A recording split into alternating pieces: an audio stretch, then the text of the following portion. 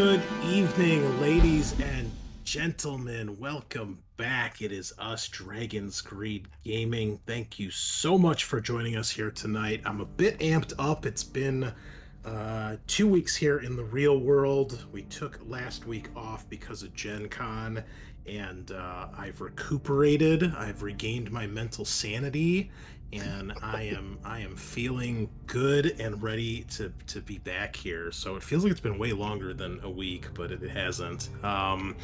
So yeah, as always, I am your host, the Great Unclean One, and I welcome you as we are going to dive into some new special stuff tonight and going on for a few weeks. But we'll get to all that in a minute. As always, if you are new to the channel, thank you so much for joining us. If you are returning, thanks for coming back. And as always, be sure you stop by our Facebook page where you can get all the latest news for the show. Be sure you stop by Spreaker where we host the podcast, and stop by iTunes and Apple Podcasts. Give us those 5-star reviews, help us build the channel, get out to more people even more. And of course, check us out on YouTube as well. Our Tale of Four Gamers episode 4 or 5 dropped today for Warhammer. So we're almost done with that. We're recording our last episode of that next week. So we've got our Warhammer armies nearing the end, and our 40k Tale of Gamers is still going strong as well. So check us all that stuff out too. And of course, as always, if you want to help the show a little bit more, if you want to help support us in a more monetary financial way, you can check us out over on Patreon, where we've got a couple different tiers you can check out. We've got our artwork from Kyle, early access to episodes, and a Patreon-only Warhammer Fantasy campaign, which is about to be ending actually next month. And then we're going to be starting recording this month our new Warhammer Fantasy series. It's going to be an all-elf campaign. So if you're interested in that, check it out. You get access to all the episodes as soon as you get in on that. And speaking of Patreon, I want to give a shout out to our latest Patreon member all the way from Germany. Now, I might butcher this name. I asked him to send me the pronunciation, so I'm going to, hopefully I've got it right. Ziza, or Siza, I think is how we say it, or Siza. I don't know. I apologize if I'm butchering that. Send me a recording of your name, and that way I can get it right. But anyway, welcome to the family. Thank you so much for your patronage, and thank you for supporting us. It means a lot, and it helps us out. Helps pay some of the bills around here. There's not many, but there are a few, and they need to be paid. Otherwise, there's no show. So thank you to Ziza and all of our other patrons as well. Also, shout out to Danox4958. Love that guy. Left us a message over on the YouTube. Great work, you guys. I've started listening last fall and have binged all of your pods on Spotify and are now on this episode. I love your content and hope you will continue releasing more. Chatted with Danox, couple messages back and forth. We got plenty more coming up. As a matter of fact, ladies and gentlemen, we got all of the rest of the year planned out. And we're going to start off with some crazy shit tonight. But before we do that, one other shout out, and that is to all of my players from Gen Con. I've been doing Gen Con online now for 4 years, since it started a couple of years ago when COVID hit and we didn't even have a Gen Con in person. I haven't been able to make it back in the physical form myself yet, but Gen Con online has grown and grown, and well, it's not as awesome as being surrounded by my people and getting to spend hundreds of dollars in the crowded exhibit hall that I can't possibly see everything that I want to, but it's the next best thing. So a quick shout out to all my Alien RPG players. My tickets all sold out this year, which was awesome. And even though we had a couple people drop last minute, I was able to pretty much fill all those seats because I even had a wait list going on. That's how many people we had wanting to play Alien this year. So thank you to Dan, James, Jeff, Steve, and Rob for playing in Destroy All Worlds. all 4 days of the con we played, and that was an epic endeavor. I was worried I would not be able to fit that in 4 sessions, but I think I made some good decisions, and I'm convinced now you can do that in 4 sessions and still have it be good. But if you see somebody running or Destroyer of Worlds in like 2 or 3 sessions, or even one, I've seen that. I don't know what the fuck they're thinking, but there is no way you're playing that scenario in 1 session. So I would avoid that like the plague, and save that for one shots like Hadley's Hope. Also, to all my Trojan Horse players, Alan, Darren, Irvin, Jim, again, thank you. Mark, thank you again, coming back from a previous year. Dan from the Destroyer Worlds game. Daniel. Philip, another return player from previous years. Ron, I don't think Ron played. I think he actually dropped. I can't remember. Ron, if you were there, thank you. If not, what the hell? Steve, another repeat from earlier in the convention as well. And then Deborah, Zach, Shane, and William, another repeat player from a couple earlier sessions. So thank you all. You made Gen Con hella fun and hella successful, and I really appreciate your time and your money and putting your faith in me to entertain you for a couple hours. I really hope you guys had a good time. Special shout out to, who was it? Jane? Was that it? I'm looking at my list here. Oh, that's right. Her name got jacked up on that. I want to say it was Jean. Works for the State Department, playing all the way from Vietnam to play in my game. Fucking champion. Fucking awesome. And who was the other one? Rob used to be part of the British Special Forces, playing all the way from Africa. Fucking baller. You guys are all awesome. Really appreciate it. Very humbling. And I was starting to feel it on Saturday night after running. I was on session number 6. My voice was starting to go a little bit, and my Saturday night group, even though we had some weird technical difficulties, we had a married couple playing on the same computer, which was weird, but they made the game so much fun, and they were good sports about everything. The first fight with aliens, they were floundering, people were panicking left and right. I'm like, oh my god, this game's gonna end in like the first hour. Where are the replacement characters? And they pulled their shit together, they persevered, and we had a fucking blast, and that reinvigorated me. So thank you, Saturday night group. But all my players were awesome. Not a single stick in the mud, no matter where they were from. So that was awesome, and we've got plenty more coming up. And speaking of plenty more coming up, we've got plenty here planned. We're about to do some new stuff here on the Dragon's Green. I am going to take a step back from the GM spot for a while, and we are going to have a couple guest GMs coming in.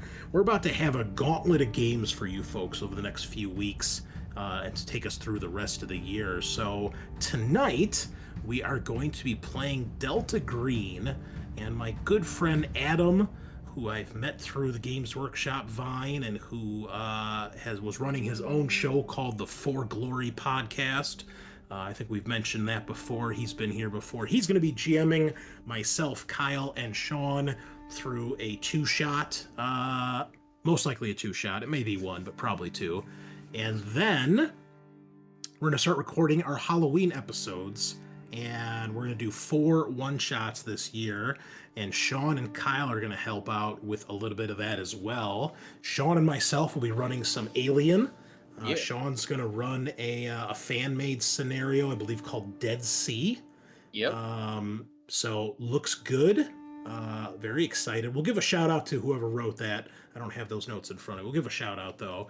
And I'm going to be running Trojan Horse from the latest Titan book series, which is what I ran at Gen Con. So I've had plenty of practice, 3 times. It's going to be great. Kyle is going to be running for the first time ever as a GM in any game. He's going to be running Hell Rides to Halt, the Halloween special for Warhammer Fantasy from a couple years ago. So we're really, really looking forward to that. And then I'm going to close up the Halloween specials with Zombicide Chronicles, which, if you're not familiar, is the RPG based on the Zombicide board games.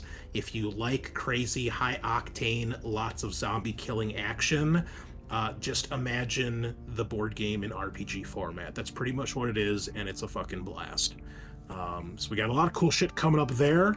And then Adam has been so kind as to come back after that, and we are going to dive into some Shadowrun for a campaign that will probably last us till the end of the year.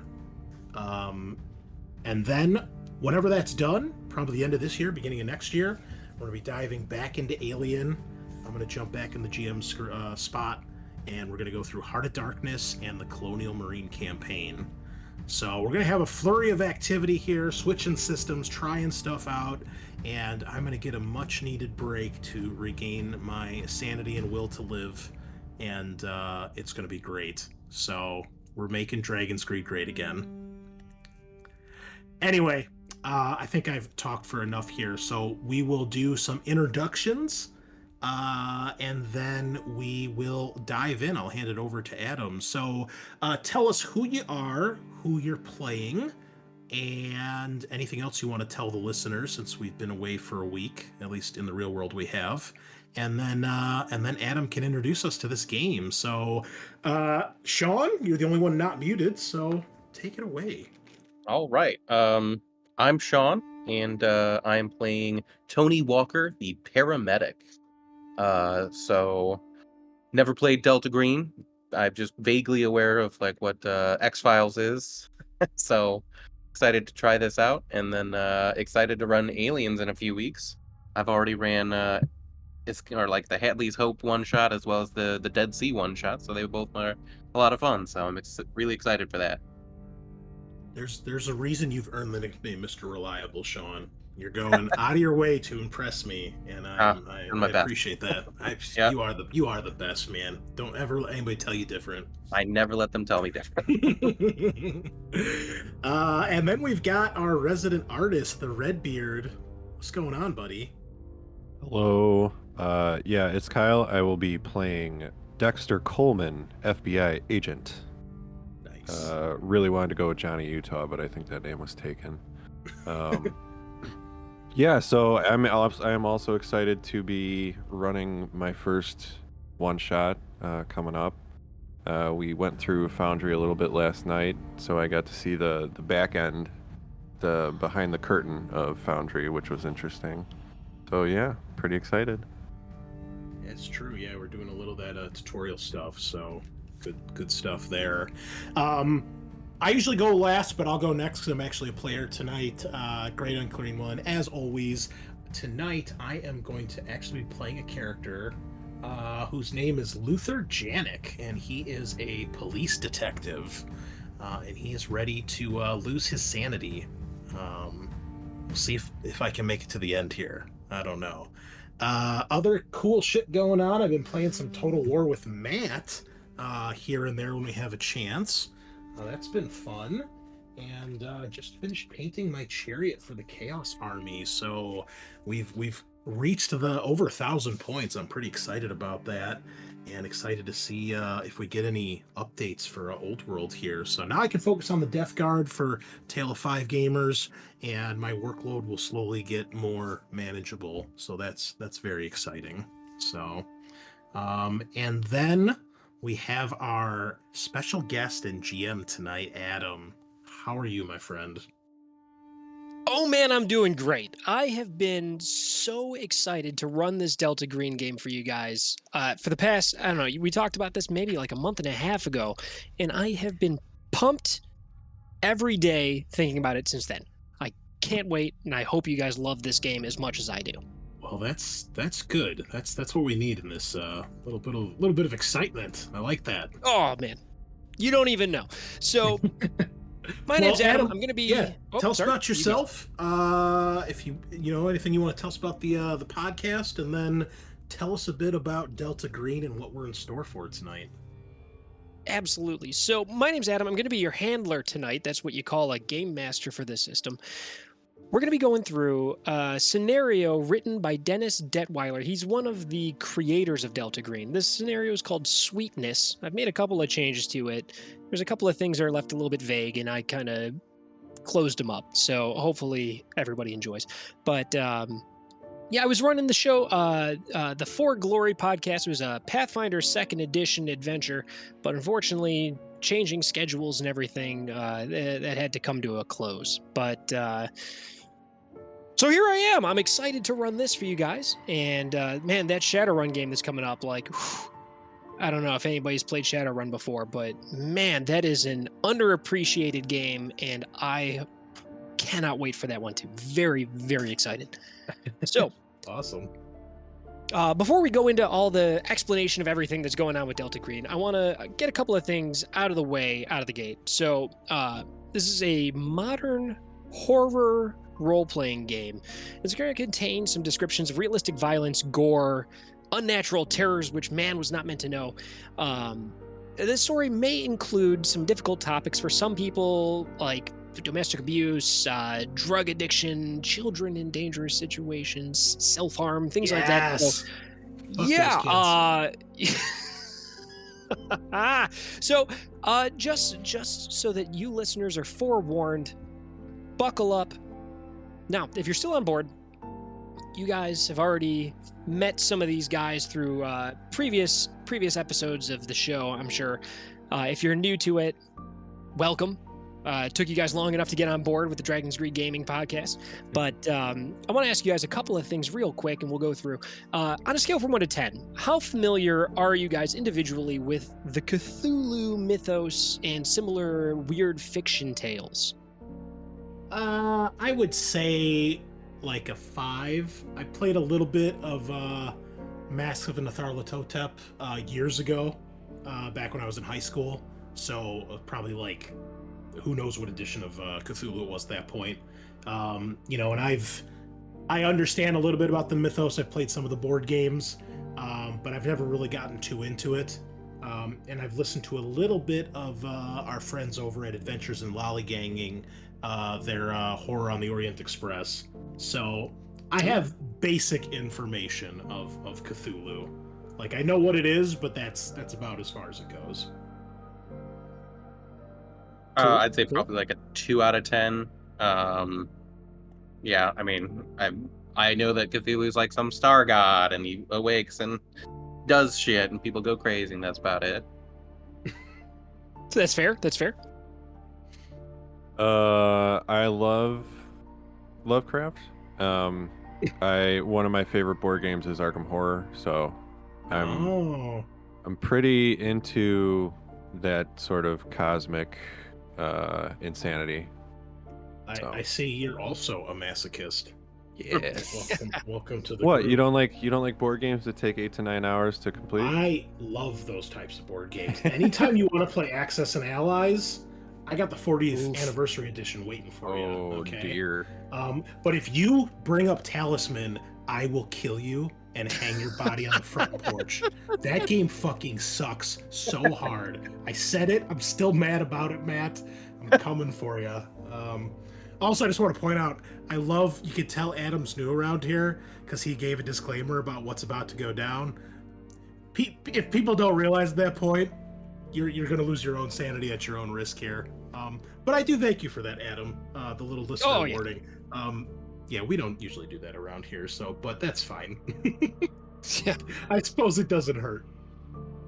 So Cool. All right, so let's go into a little bit about Delta Green. So Delta Green started as a contemporary era setting for the Call of Cthulhu role-playing game, which was created by Adam Scott Clancy, Dennis Detweiler, and John Scott Tynes, who were known as the Delta Green Partnership.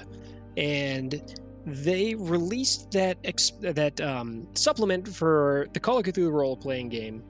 And in 1992, it was the 7th issue of Unspeakable Oath, which is Pagan Publishing's Call of Cthulhu fanzine, which brought that to the modern world. 4 years later, they released Delta Green, which was a supplement, a full-blown book for Call of Cthulhu. And then in 2016, Arc Dream Publishing was created and released the standalone Delta Green role-playing game, which is what we're going to be playing tonight. Delta Green combines classic 1920s Cthulhu mythos of H.P. Lovecraft with modern conspiracy fiction in a D100 roll-under system. So pretty simple rules, fairly light game.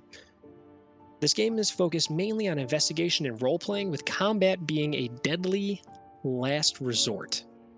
You get shot, there's a good chance you're going to die. So keep that in mind going into this. Okay. Sure. Dig it. Now, we will begin with, let's see, got Dexter Coleman, FBI agent. Excellent. You receive in the mail a FedEx envelope, and it is written to an address that's clearly fake, 123 Memory Lane. But the return address is your home address.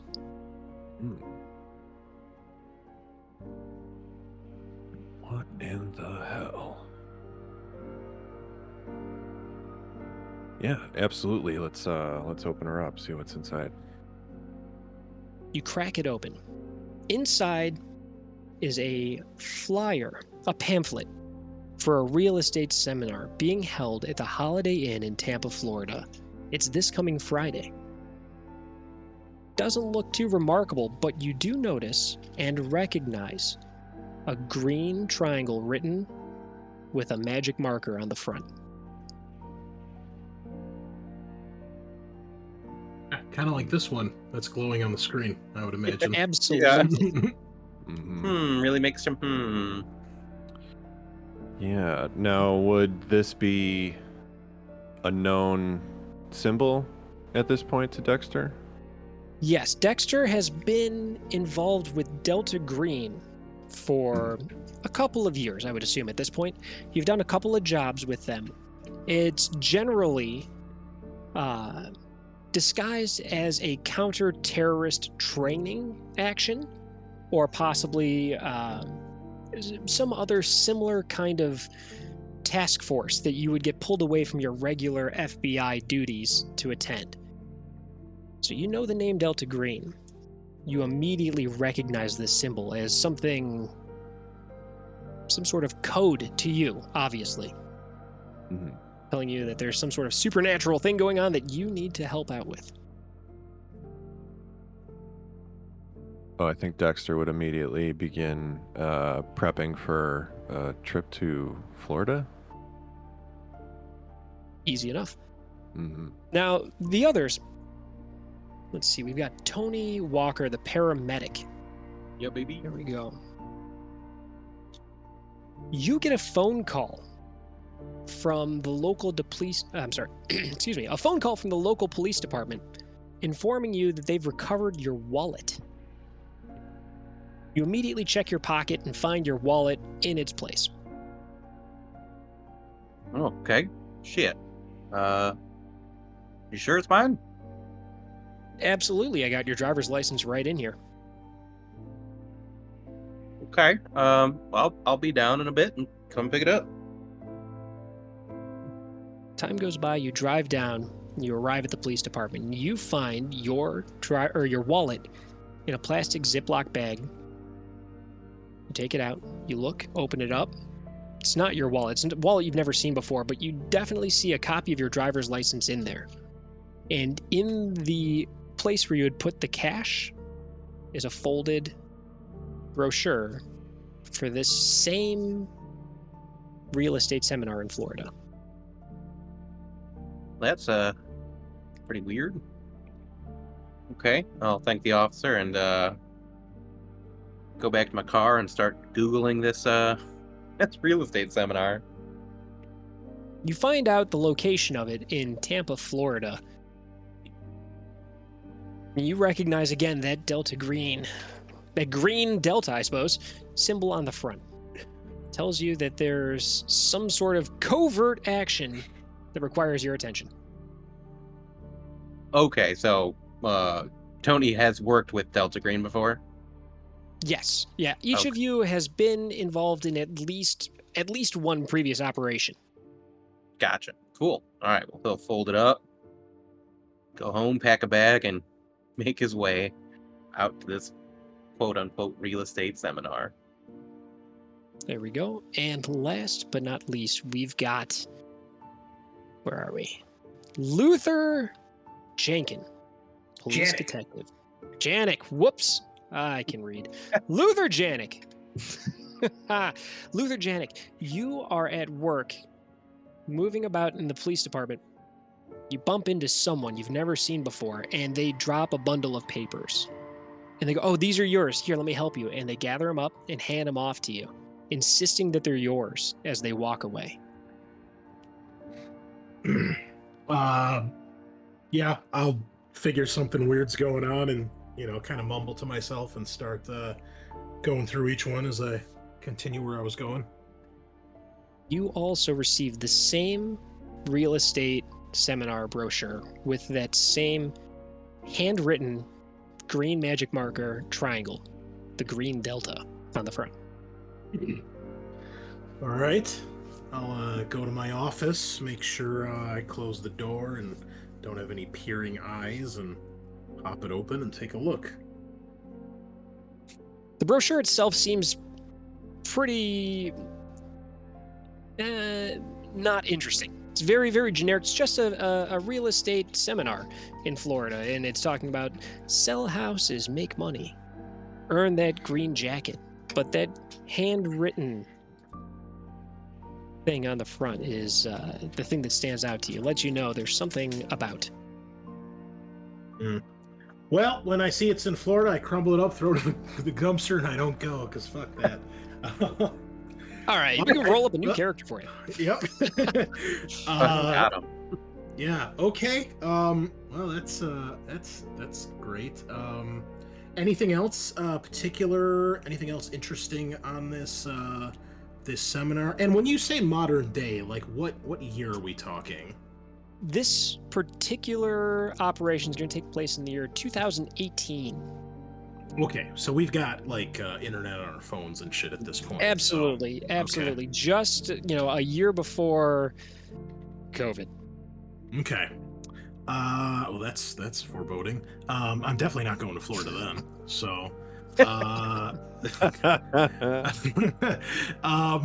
well, I will look up stuff about this on my phone. I don't want to leave a trace of Delta Green stuff on my work computer or laptop, whatever I have. So, yeah, I'll take a look on my phone, see if I can find any other information about this, or take another gander through the flyer, the pamphlet, see if there's anything that any words that maybe pop out to me, or something that's like, oh, that might be a clue or like a coded message or something like that.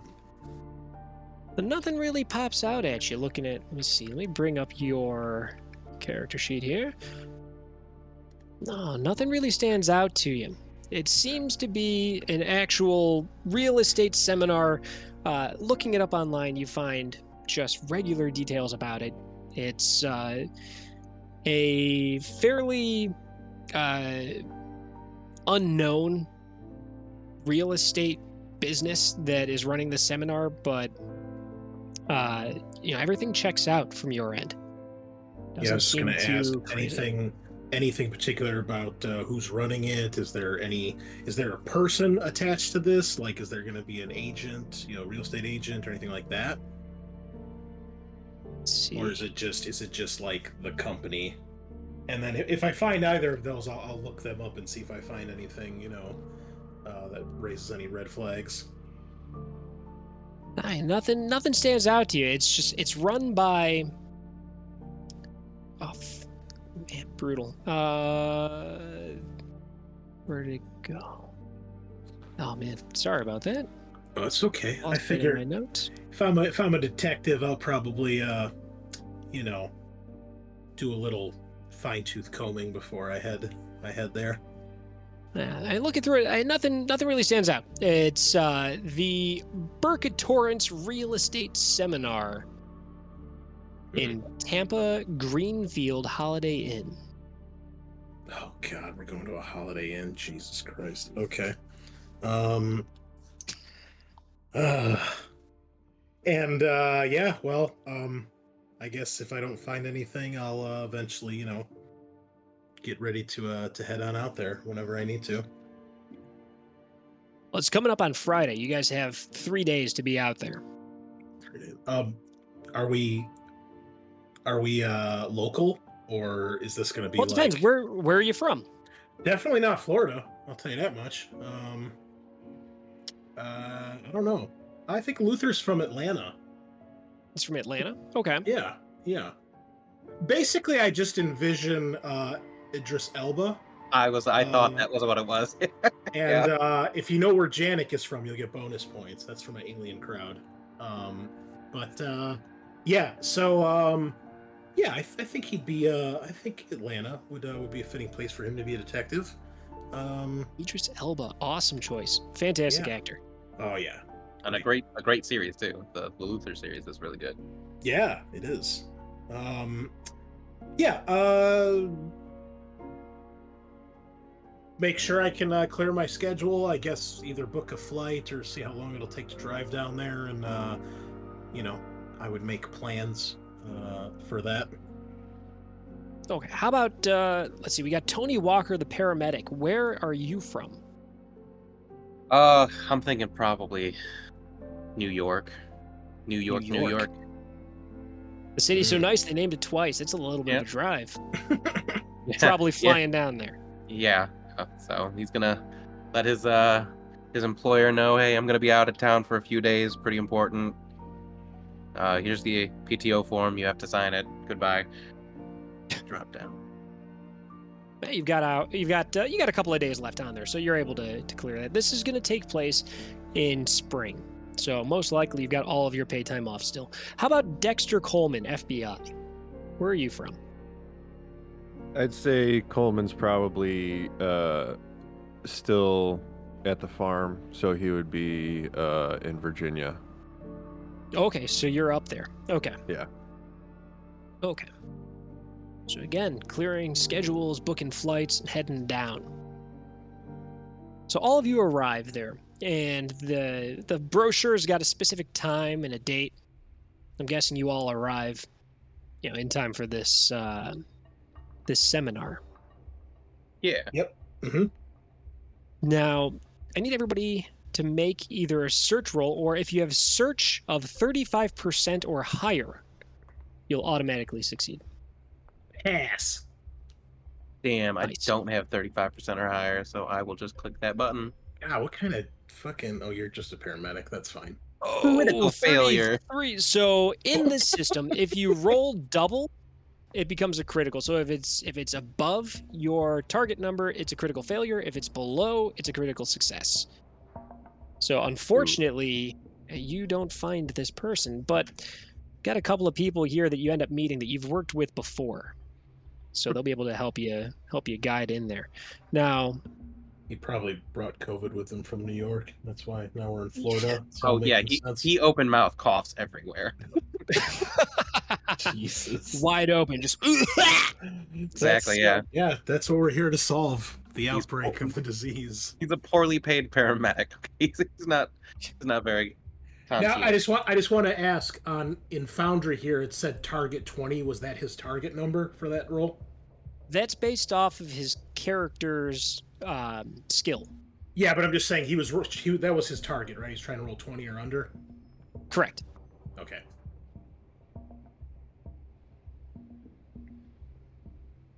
Well, I pass. I've got a high search. Okay. Yeah, So that's Coleman good. does as well. Okay, excellent. So you see a man across this crowd. This whole hotel is just loaded up with people that are dressed pretty well. Guys in suits, women in business suits, or very, very conservative, respectful dresses, and they all look like they're ready to kick ass and sell houses and always be closing. But you see through this crowd of people that are milling about and exchanging business cards and shaking hands, you see a man across the crowd. And this man is played by Joe Pantoliano. Is that right? Pantoliano? Is that how you say it? I believe so. Uh, You guys familiar with that actor? No. Nope. Joe No. Pantoliano. He was Cypher in the but this Matrix. is the yeah, he was in the Matrix. Yeah, Cypher, absolutely. But this is him from like 2020. So like think like Bad Boys for Life. So he's he's a little bit older. He's got a mustache, glasses, and he's dressed not quite as nice as everybody else. He's not wearing a jacket or anything like that. I mean, it's Florida's fucking hot anyway. So he sees you guys and he gives you just the little tiny wave, the come here wave, hand up, 2 fingers pointing towards himself. He's able to identify you right away. And you guys recognize that. I will take a look around, see if anybody else has noticed this or if anybody else is keeping an eye on me. And if I feel satisfied no one is, I will go approach and speak with him. Also, Adam, in our previous cases with Delta Green, do we normally end up working with a team, or is it usually solo, or is it just kind of depends? No, most of the time you've got a couple of people with you. So in the past, you 3 have worked together. So once you guys spot each other, you see and you go, oh, hey, I recognize this guy. But you've worked together in the past. Normally, though, it's not as cloak and dagger as this. This is a little bit unusual. But as soon as you spot that green triangle, you recognize it's Delta Green. Generally, you'll get an email, or your boss will get an email saying, this person has been selected for, generally speaking, it'll be a counter-terrorist training exercise and task force. And your boss will notify you, or you'll receive that email as well. This is a little bit more, like I said, cloak and dagger than you're used to. And do we recognize this guy that is waving us over? Have we ever seen him before? No, you have not. Okay. Well, I'll say hi to Dexter when I see him. Just kind of give him a nod and see what this guy has to say. So, I'm guessing the 3 of you all approach? Mhm. Yeah.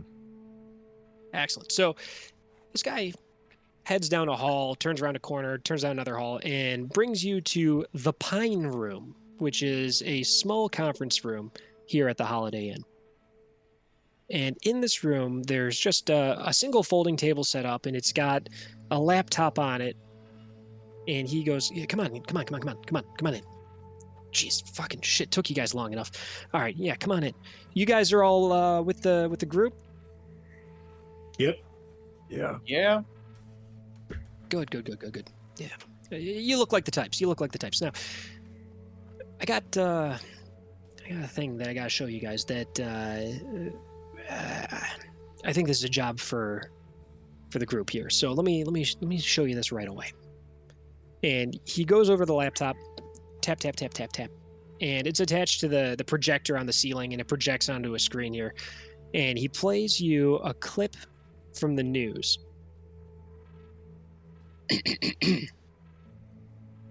In local news, a house has been vandalized and attempted arson in Florida.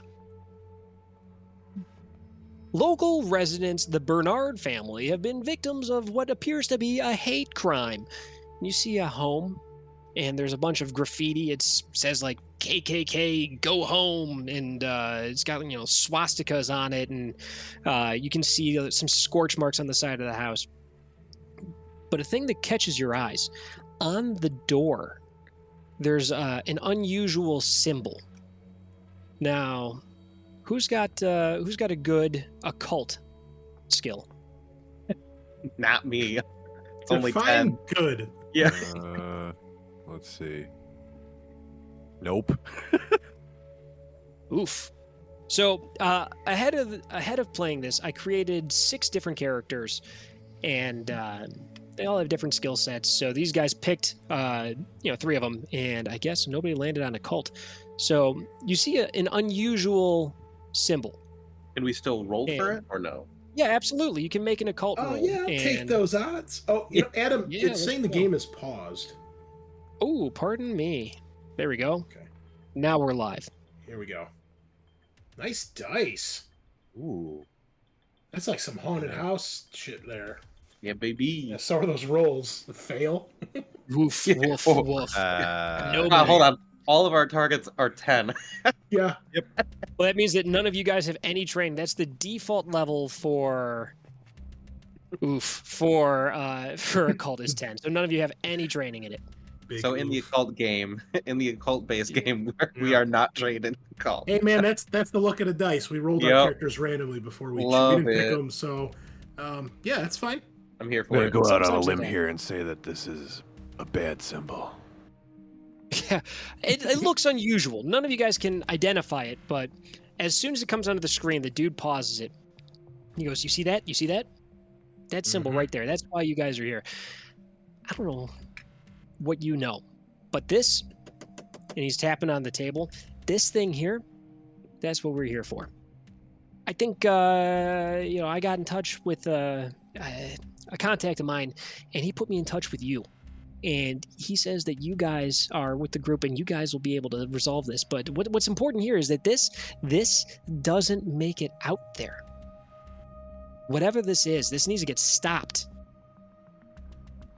So what your job is, what you got to do is you got to get out there and you got to figure out who did this, what this is, and stop it from happening. Stop it from spreading. Stop any kind of exposure to this. This is hypergeometry on here. And what is it exactly? The symbol appears to be it's like a circle with 3 slashes through it, and inside there's another circle with a single line through it. None of you guys recognize what it is. You said inner circle with a single line through it? There you go. Can you guys see it? Oh, Ah, okay. yeah. Yes, yeah, we could see it, yeah.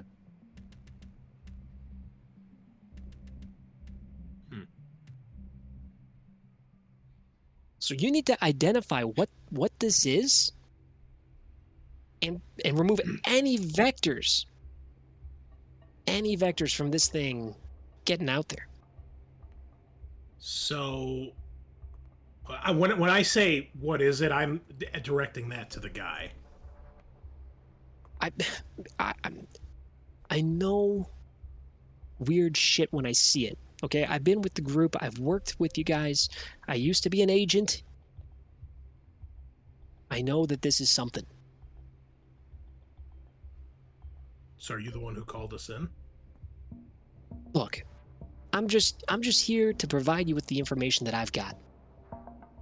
All right, and I'm asking questions to get that information. Somebody saw that and said, "Hey, we need to get the gang together." And you're telling me you looked at it and you thought it was weird. So are you telling me you're the one that got us together? Or is this coming from higher up? And if so, what the fuck is it? Why is all the worry? Look, I contacted the guy that I know, and he told me to get to you. That's all I got. All right. What about the crime? You got any information on that happened? Well, here it says that there was there was a fire at this house, and that's how it got on the news, and that's how I saw this. I saw this play on the TV, and I thought, hey, I gotta call these guys and get them out here. So yeah, there was a fire. I don't know if that's got anything to do with this or not, but I got the address here, and here, let me, and he snaps and he looks around and he finds a piece of paper on a legal pad and he grabs it and he tears off a little piece and he writes the address down on there and he passes it across the table. He says, "This is the address for him. It's here in Tampa. Just get down there, check out what this is, figure out where it came from, and stop it from whatever is going to happen with this." Are you guys familiar with hypergeometry? Have you guys dealt with that shit? Can't say that I have.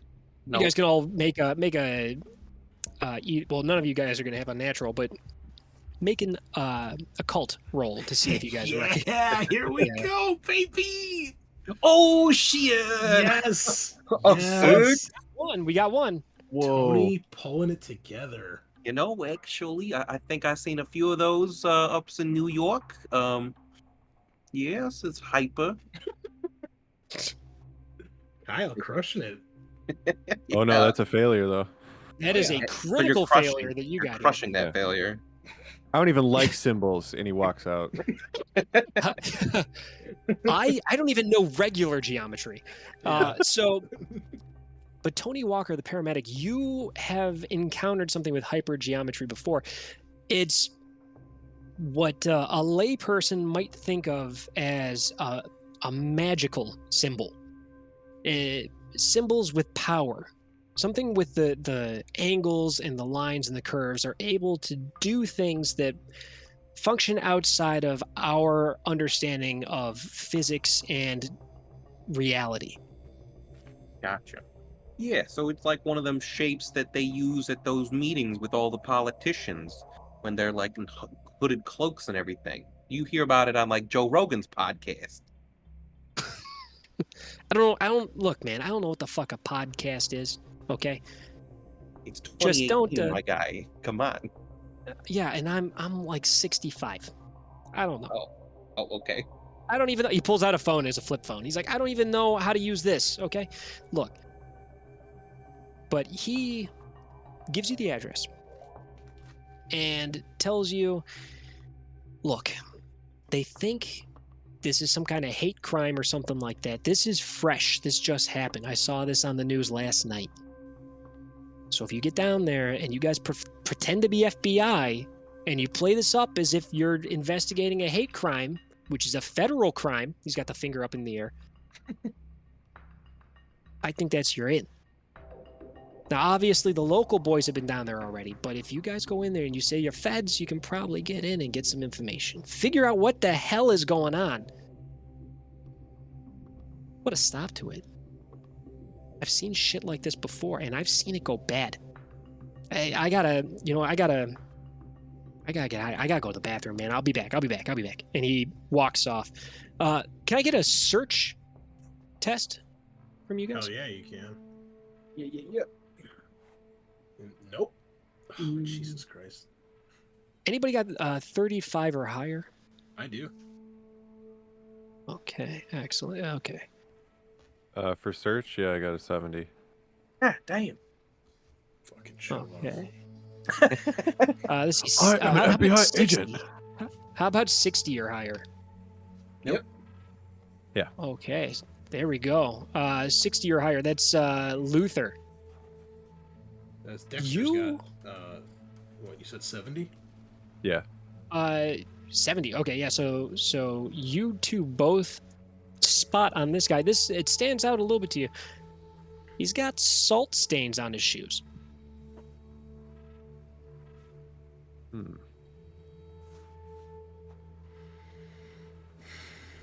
So he heads off Okay. to the bathroom and leaves the three of you in this little conference room by yourselves. Long time no see, fellas. Yeah. Luther, this is fishy. How you guys doing? Yeah. Well, Yeah.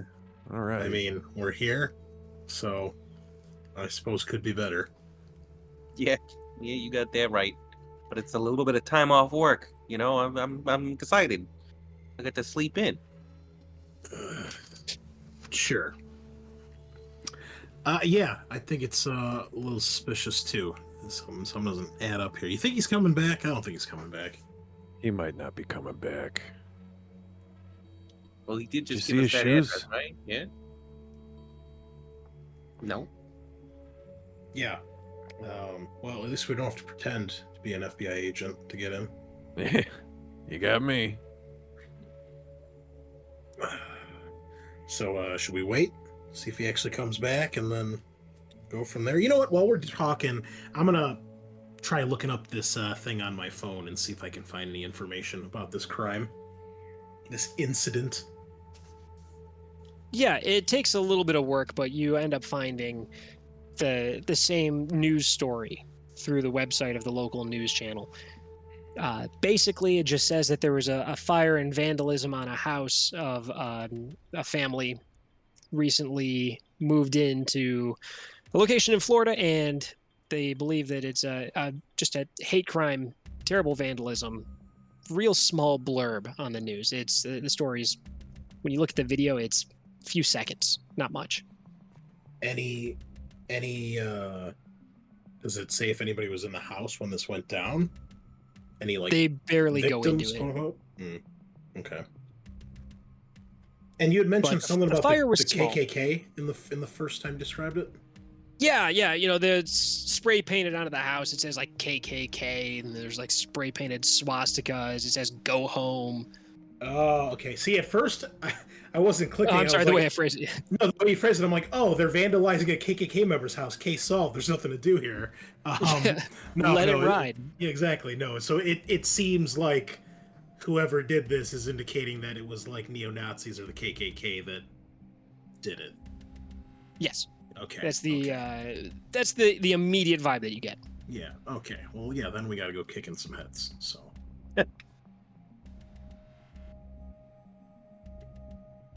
All right. You guys wait a I'll wait. solid couple of minutes. He doesn't come back. Well, Yeah, I don't think You he's think- coming back. you think we should go check and see, make sure nothing bad happened to him? Just Yeah, in I case. guess. I mean, bad things constantly happen here, huh? It's All Florida. If we don't already, I'm going to make sure we have each other's numbers so we can be in communication. Yeah. And Yeah. then, why don't we split up? Just check a couple bathrooms, see if we find the guy or any sign of him. You know, if he took off because he took off, so be it. But if he's, being kidnapped by cultists or something, then probably want to stop that. So, Yeah. You guys check the bathrooms. There's no sign of him. all right. Okay. Well, I guess we go check this place out, huh? Mm-hmm. And Kyle, where's your guy from again? You said Virginia? Yeah. All right. Classy. Very classy. All right. Well, let's hop in a car, and I assume we all have rentals, so Yeah. or one of us does at least, I hope. So yeah, let's hop in a car and head on over. You guys all hop in and you ride over. The address is 3591 North Ridge Avenue in Tampa, Florida. You find a recently built 3,500 square foot Rambler in the upscale North Ridge area. This house has pink stucco walls. The roof is new with gray shingles. The decor is light and airy. It has a couple of scorch marks that you're able to make out on one of the corners. Most of the graffiti that you saw in that video is already gone, but you can still see that symbol carved into the door. It's not as distinct as it was in that image that you saw. The color is all gone from it, but it's still there, etched in. You guys arrive, it's probably, I would ballpark you about a little before noon. How populated is this neighborhood? Are houses fairly close together, fairly spread out? Fairly close. You know, there's some neighbors. I don't know, let's see. This I would say they probably have about an acre of land. Let's go Okay. crazy. And is there any sort of police presence here? Not currently, no. Any police tape or anything like that? No. The fire was contained pretty quickly. It didn't do any real structural damage. Pretty small fire, and essentially it comes down to vandalism. Yeah, So just no swastikas current- and KKK signs. No reason for any sort of police presence or investigation. Yeah. Okay. Remember, it's Florida, Come on. Yeah. This is pretty common, I guess. Good job, Tampa PD. What the fuck, man? Hey, if you guys are from Florida and you're listening to this, I'm sorry. Yeah, well, I mean, oh well, it is the Florida meme. Florida man strikes again. My parents live in Florida right now, so I can make fun of it. I think it's the humidity that makes people crazy. But go on. Can we check out the carving on the door? Yeah, you go up and you see this symbol is carved into the door. It's not just painted on. Let me get a forensics roll. Or does anybody have forensics over 30%?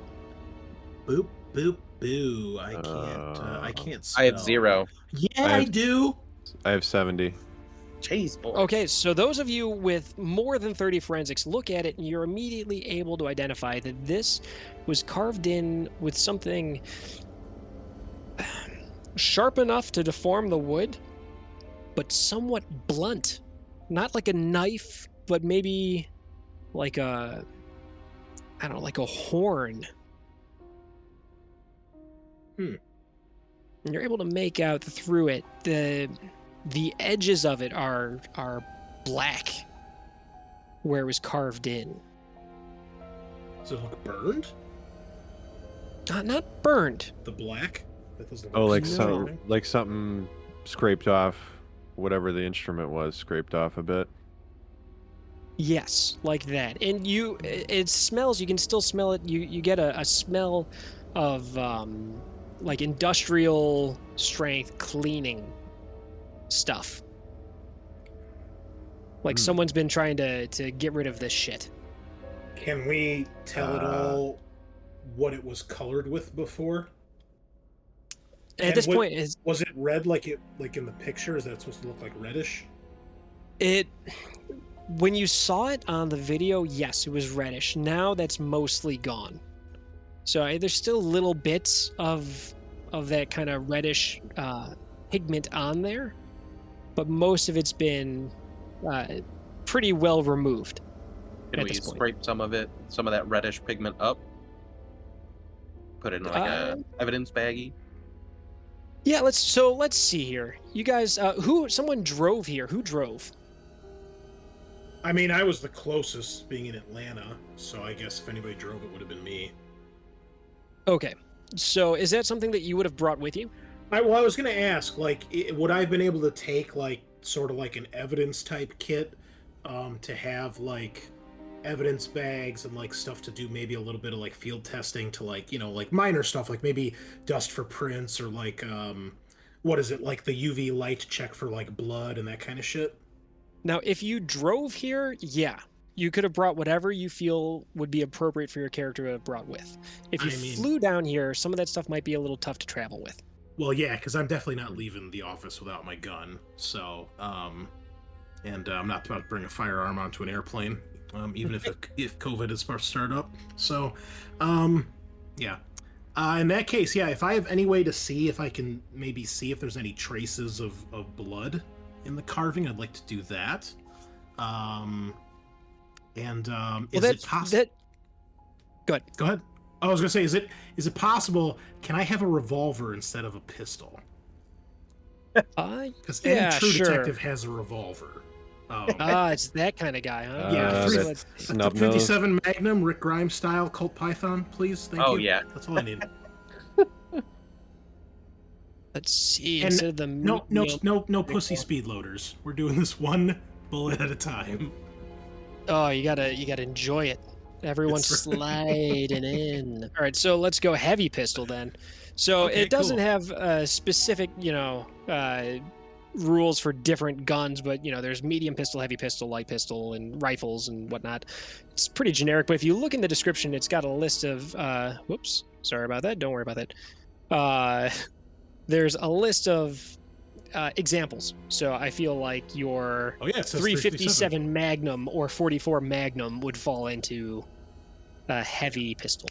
So okay, cool. your forensics is high enough that you're able to see that there is some blood definitely involved in this defacement here. Okay. If possible, I would like to attempt to get a sample of that blood, in case maybe we can have it tested at some point somehow. But yeah, let's get a thing of that, and then I'm going to take a close-up picture of this carving now that we're at the door with my phone, so that I have something that we can look at more than like a blurry fucking video on YouTube. Yeah, that's no problem. You snap a picture of it, you get a couple of pics, and this this stuff that you're scraping off of there, you notice that it's not just blood; it's a mix of blood and effluvia. So like shit and other gross stuff that comes out of animals, you would assume. But you scrape some of that off. It's dry and it's definitely been tainted by cleaning chemicals. But you scrape some of it off anyway, and you've got a little file of that crap that you scraped off. All right. I want to take a look around. Is anybody observing us or watching us? Or has anybody noticed us? Not quite yet. You've just approached the home and immediately went up and started scraping crap off of their front door. Okay. Does it look like there's anyone here? Like a car in the driveway or anything like that? Yeah, there's definitely a car in the driveway. I suppose We should talk to them, It's an right? Escalade. Yeah. An Escalade? What color? Black. It's a black Escalade. Yeah, of course. All right. Do they come in different Oh, colors? I thought they only came in black. Well, I thought it was going to be white, and we're just have to burn that down, because that's just trashy. So, yeah, I suppose we should knock, and, yeah, I'll look to Dexter, and, just kind of, like, nod towards the door, shall we? Oh, absolutely. Yeah, let's knock. All right. So, you knock. How are you guys dressed, by the way? You said it's spring? Yeah, it's spring in That's all you Florida. need to know. Yeah. So regardless of what you're wearing, you're sweating through it. Yeah. So, Coleman would be in his usual, very nondescript, black suit, except he would have left the suit jacket in the car and rolled up his sleeves, and he's still sweating all through it. How's the Yeah. tie? Is the tie up tight or is it loose? Tie is semi-loose. The top button is unbuttoned. Gotcha. I was gonna say similar, like dress slacks and just like a basic dress shirt, sleeves definitely rolled up, and a tie. Cool. Tony is definitely underdressed for the occasion. He looks more like Ace Ventura with the white shirt and the fucking like that button-down Hawaiian shirt just fully open, baggy pants, and like combat boots. Yeah, okay. Oh, I see him. I see him in my eyes. I see him. All right. So you knock at the door, and after a moment, you're greeted by a woman. She is played by Kate Beckinsale, circa 2006. If you have seen the movie Click, Oh, geez. that specific Kate Beckinsale, and it's Click. Hold on, let me see what this looks yeah. like. Immediately Coleman starts sweating even more. I asked her to marry me right there on the spot. Okay, well, when Coleman looks nervous, like he's never met a woman before, I will attempt to step in. Afternoon, ma'am. Sorry to bother you. I'm Agent Janik. This is Agent Coleman. We were hoping we could ask you a couple questions about the incident that recently happened.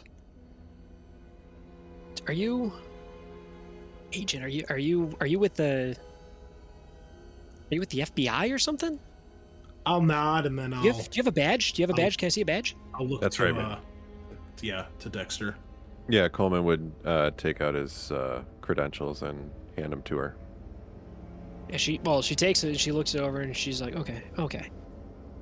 Yeah, yeah. I mean, the police were already here. Sure. Here, come in. It's real hot out. Come on in. Thank you. And she gestures for you guys to enter in, and she kind of eyeballs Agent Walker in his Hawaiian shirt. I'm Tony. I'm their unpaid intern for this visit. Okay. He's lab tech, ma'am. Interesting. Okay. So she invites you in. I've moved you guys over to this scene. This is a layout of the house, just so you guys have a little bit of a visual here. So I in cannot this- see. We don't have vision. We either need tokens or need to turn vision on. Oh, okay. Sorry about that. Is this what it's like, guys? Yep. Yeah. Yeah. Except we usually wait for you to finish narrating. Yeah, I go through the whole thing like I can't see this. Oh fuck. Can you see now? Yes, Yes. thank you. Excellent. Okay. Also, in the system, there's a thing called a luck roll, which is a 50-50 shot. If you roll 50 or less, it succeeds. If you roll 51 or higher, it fails. That is basically anytime you're like, hey, is there this thing? And I don't already know, you make a luck roll and see if it's there. Oh, okay. All right. Nice. So she goes, oh, okay. Lab tech. Interesting. So come on in. Have a seat. Come on in. Come into the living room. And she has you enter in. There's a nice couch. And how can I help you? Well, we're looking into the incident here. You know, when we've got something like this that looks like could potentially be involved in a hate crime of some sort. We want to make sure we do a thorough look over what's going on. We're just hoping we can ask you some questions and get a better idea of what transpired.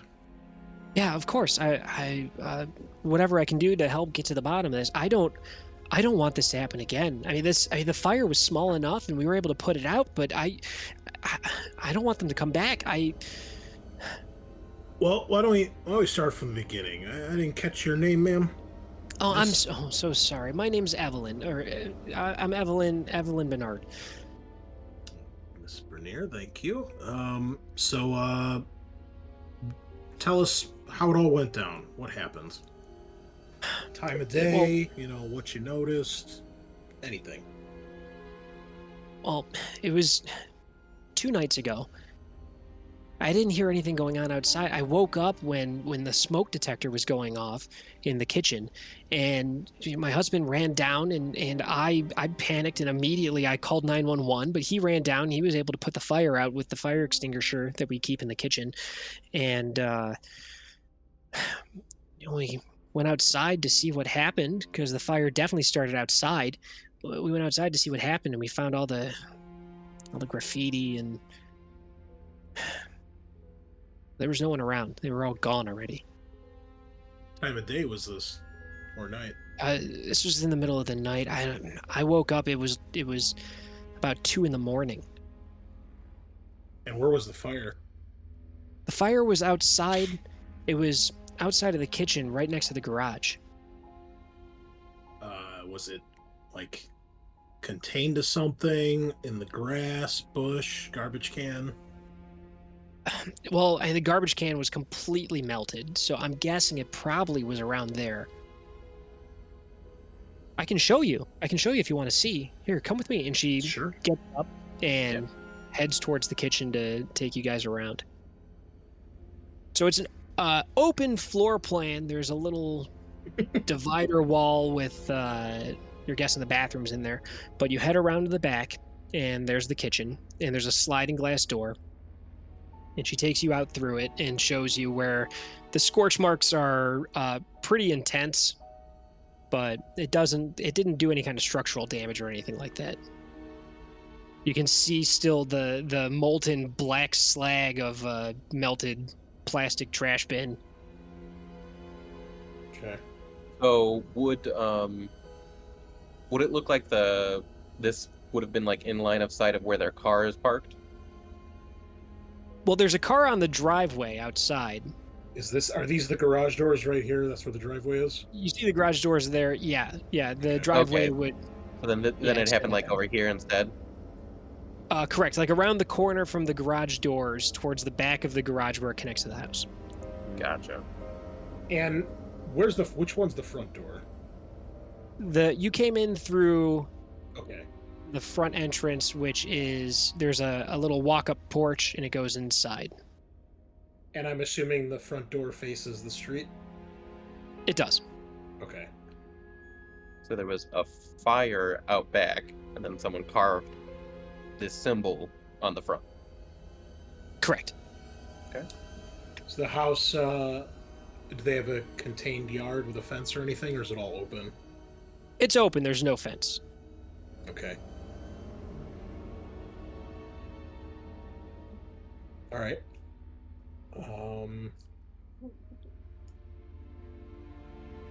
Is there any other damage out here, or just the garbage can and the smoke damage on the wall? She tells you, no, it's just that most of it was outside. The fire came in through the garage a little bit and set off the smoke detector in there. And she goes around the side and unlocks the door into the garage. And you go inside and you can see that there's, again, some scorch marks that made it. The door has some burn marks, but it's a metal door. But there's some burn marks at the bottom of it that go around. And smoke detector on the wall right above that door. Okay. So can we kind of like lean down and touch the scorch marks and see if it smells like weird, like anything, or feels different? No, it just seems like a fire, but some of you have some pretty high forensics. I'll just give you it definitely was not an accident. This is definitely arson. You can see the scorch marks definitely show you that there was some sort of accelerant used, and someone did this on purpose. There wasn't like an electrical thing or some accident. This was intentional. Does it seem to check out that this was put out by the extinguisher? I don't know if there's any way we can tell. Well, it looks like it was pretty small, but yeah, it seems like something that you could definitely put out with a decent fire extinguisher. Did I see a fire extinguisher where she said they kept one when we walked through the house? She shows you, yeah, there's a little bracket where it would hang in the kitchen right next to their very expensive Viking range. Viking range? I don't follow I have you. no idea what that is. Yeah. Viking is a brand. They make very expensive appliances, and like an oven stove. Like it's nice. Sounds like it. I'm thinking like, oh, Viking. We got some like NFL Viking fans here. Okay. Yeah. No, yeah. Little high class for Luther, I think. But okay. And how long have you and your family lived here?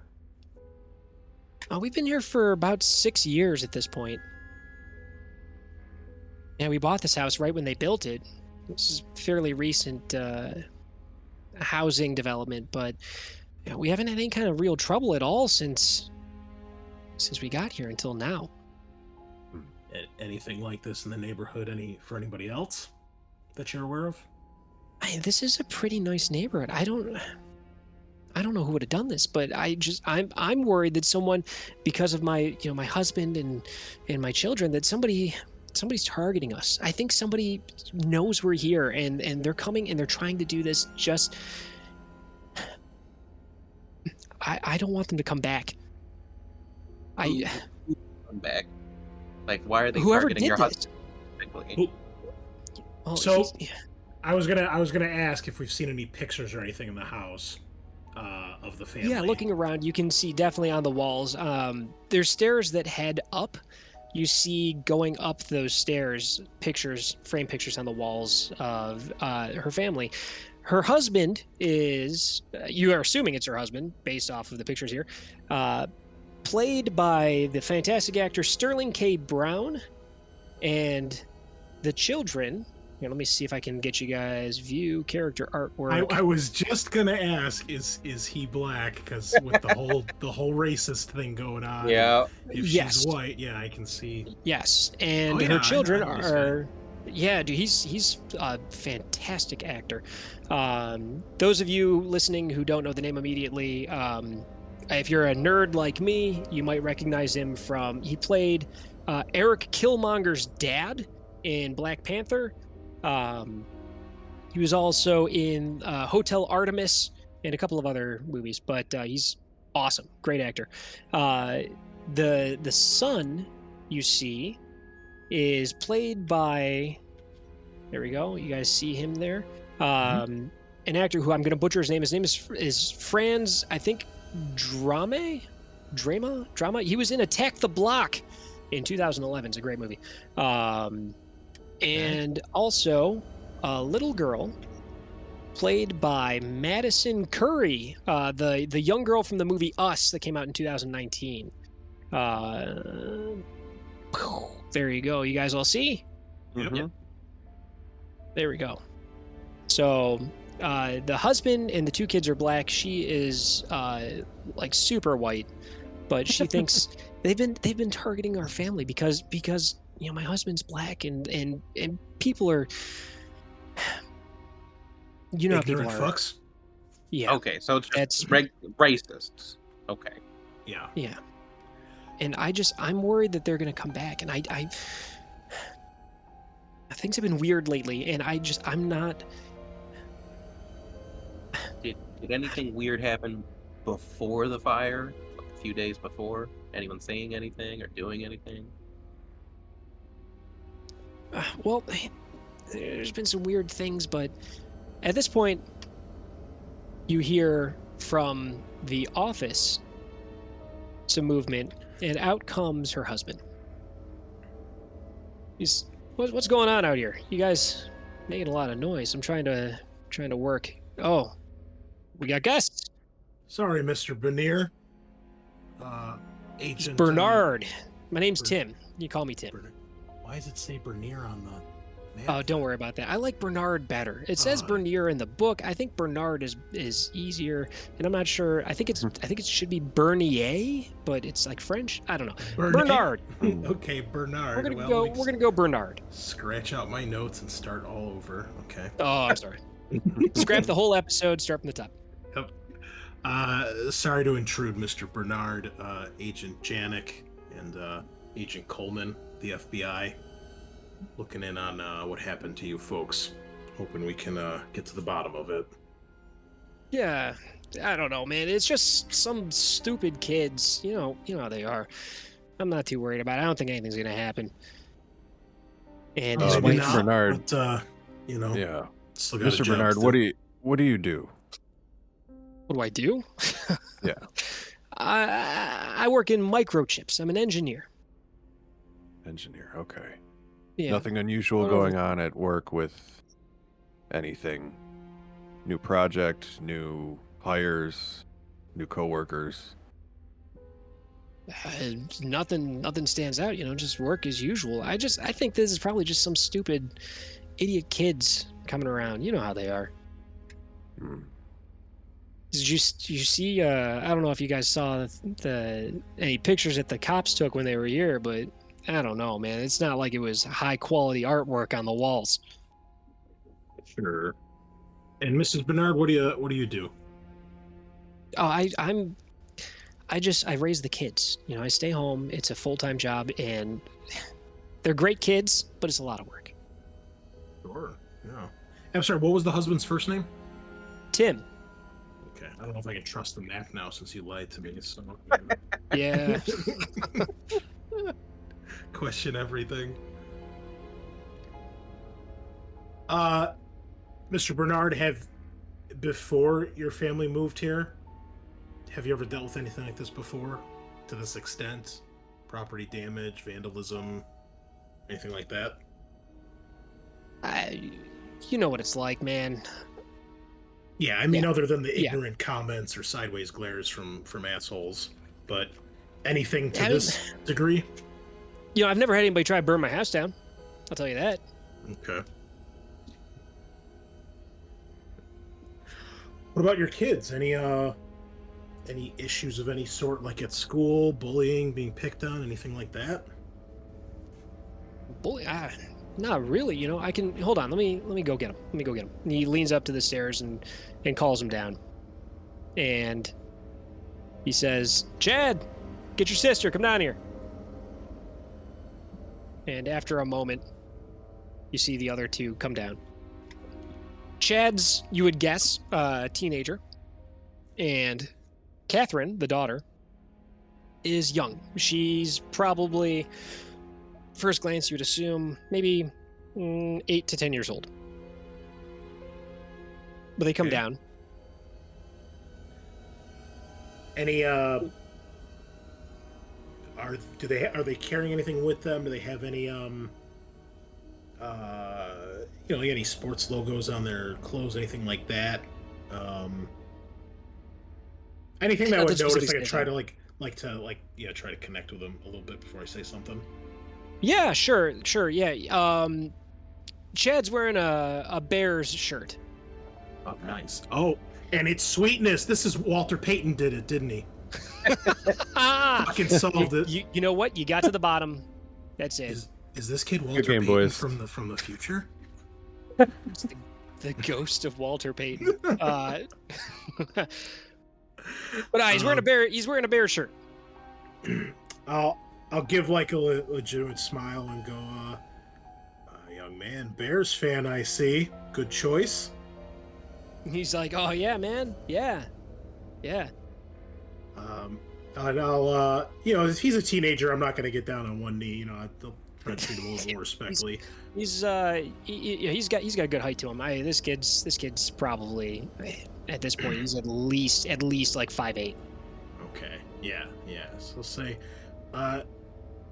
Chad, my name is Agent Janik. This is my friend Agent Coleman. Your folks here were telling me that we're here looking into what they did trying to burn up your house here, and I just wanted to know you and your sister can tell us anything about anything unusual been happening lately around school with friends, anything like that. And Chad's like, no, man. I mean, just everybody's cool at school. I don't know. I don't think this was any of my friends or anything like that. Nobody would do this. They're not idiots like that. Yeah, nobody picking fights or saying stupid things on the side. Try to pick on you or anything like that. Make fun of your folks, maybe nothing like that. He's like, no, man, no, nobody messes with me. And Tim puts his hand on his shoulder. And he's like, no. He's like, yeah, I'm on the football team, man. And he's like, yeah, he's kind of a little bit popular at school. And Chad brushes his shoulder off. And he's like, take it easy. But no, it's it's some local kids probably is what Tim says. So when he says that, is there a way for us to examine the kid's face and reactions and see if he's hiding anything, or?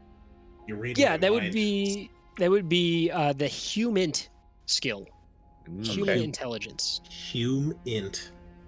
Yeah. Is there an auto success level? No, Just- you're gonna roll this one. Just Okay, roll like a boss. Boom. Woo, 10, 18, 8. Oh, What is? fuck me. Oh, I guess Run it it, he brother. rolled Oh no. 100. So The guy with the 100 highest number, fucking. 100 is always a critical failure, and a 1 is always a critical success. So, Agent Coleman, you see this kid and you think that he is hiding something. Everybody else, though, thinks that this kid probably has a pretty big opinion of himself. And he seems to be honest, but maybe, he might be overlooking something. But he seems to be telling you the straight facts. Coleman is scribbling like mad on his little notepad. Just looking over his shoulder, oh my God. Like Yeah. you know what blind contour drawing is? He's just Yeah. he's just not losing eye contact with this kid while he's writing. Probably making gibberish, but It comes back and it's just lines on a paper. It doesn't look like anything. Yeah, I'll make a note and then kind of give like a wry smile to the daughter, and I'll be like, and what about you, young lady? Anything you can tell us that might help? Everything all right at school? She kind of stares at you for a moment and then looks up to her dad, and her dad starts signing to her. And she starts signing back to him. And he goes, Catherine is deaf. She was born completely deaf. So anything that you've got to say, I can sign to her. And says, no. She goes to the Tampa Language and Learning Center, and she does pretty well. So everybody's, a little bit more accepting there than some other places. I'll say to the dad, but I'll be looking at her, and like I'll point to my mouth. Can she read lips? She nods to you and kind of gives you the hand gesture. Okay. All right. I'll look to my other two here to see if they have any other questions to ask while I'm kind of going through my list of things here to ask.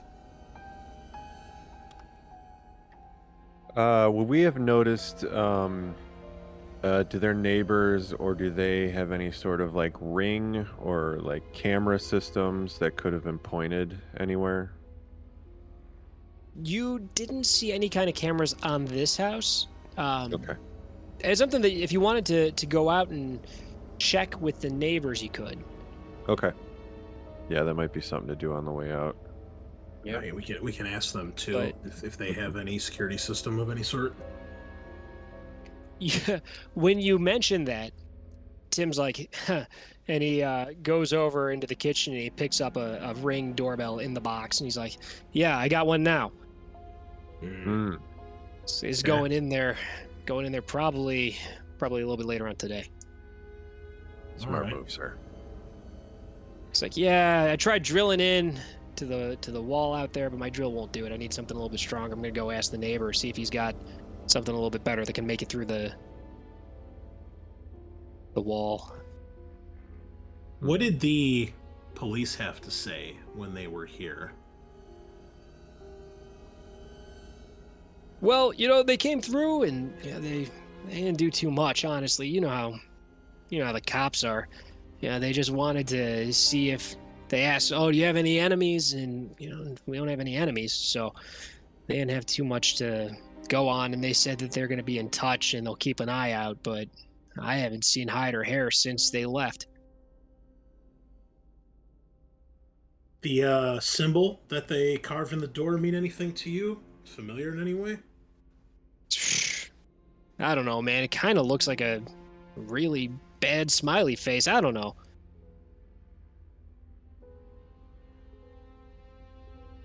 Did the police clean it up, or did you guys? Evelyn steps forward. She's like, "No, I cleaned it up. I used some bleach and it took care of some of it and some other chemicals. Try to clean it off of there." But Tim's like, "We ordered a new door. It's this thing. It's carved in there, so we're gonna get a new door. It should be here in a couple of days." Good idea. All right.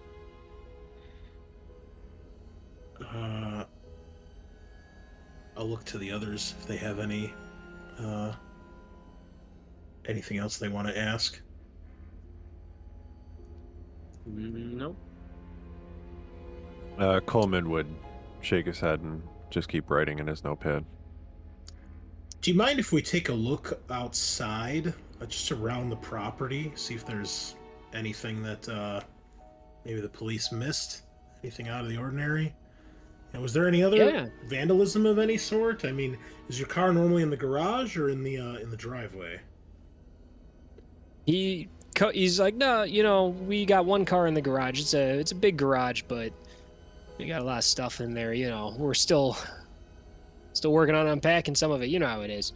We've been living here for a couple of years, but there's still boxes that just haven't gotten around to. But yeah, let me take you outside."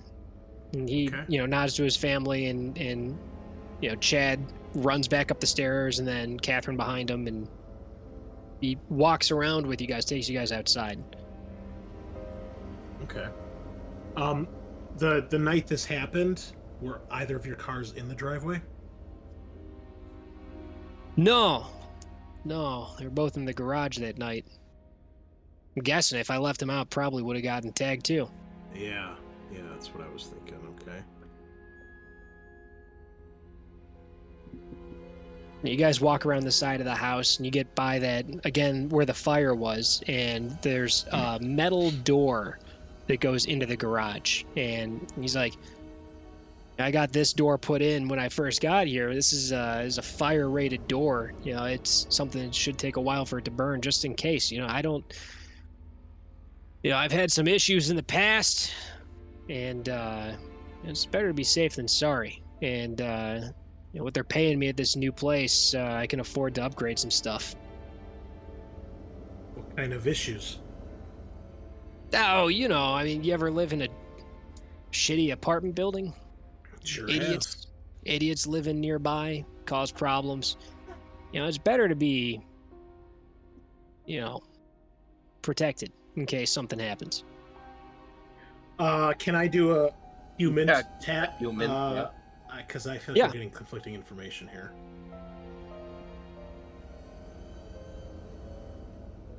Pass. Jesus, stop rolling, guys. What are you Holy doing? shit. Critical failure. It's like 5 so far. Yeah, bro. Sheesh. 1, 2, Oh my 3, God. 4. Ooh, thankfully, that one worked. 41. 41. Okay. So it seems like he's you know, giving you legitimate information. Nothing really strikes you as unusual. He seems to be not very concerned about what happened. Mm-hmm. Okay. When we're outside, I want to take a look around. Particularly, like, is it just all grass back here? Is there any sort of walkway or you know, concrete or anything like that? There's like a sidewalk that runs alongside from the door to the garage to the sliding glass door of the kitchen. Okay. I want to basically follow that path, and I want to do a lap around the house and see if I see anything that might indicate somebody maybe came through the grass, if there's anything somebody might have dropped, or any other signs of disturbance that look out of place. Give me a search. Alrighty. That is a failure. Oof. You know what? We're gonna give you a plus 20 on that for a fairly easy search since you're looking for something specific. So you do find, while you're walking along,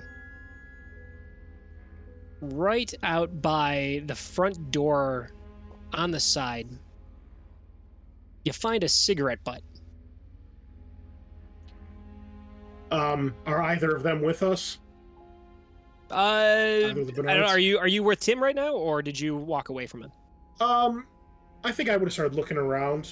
You know, so I guess if I You may have you split know, off, but Tim's back by the other two then. all right. Well, I'll find one of them, and then I'll keep looking around here, see if I see anything else. If not, I'm gonna bag that, and then I'll bring it back and say, either of you smoke? Nope.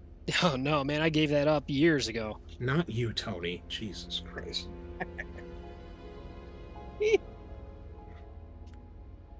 Tim Fucking tells you. interns.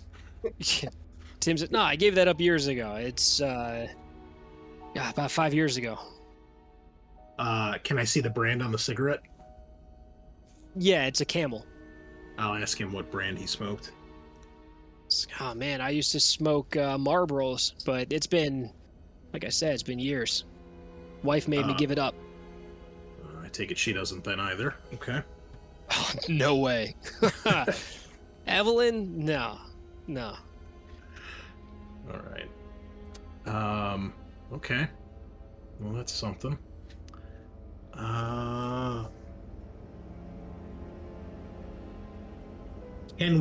we able to get,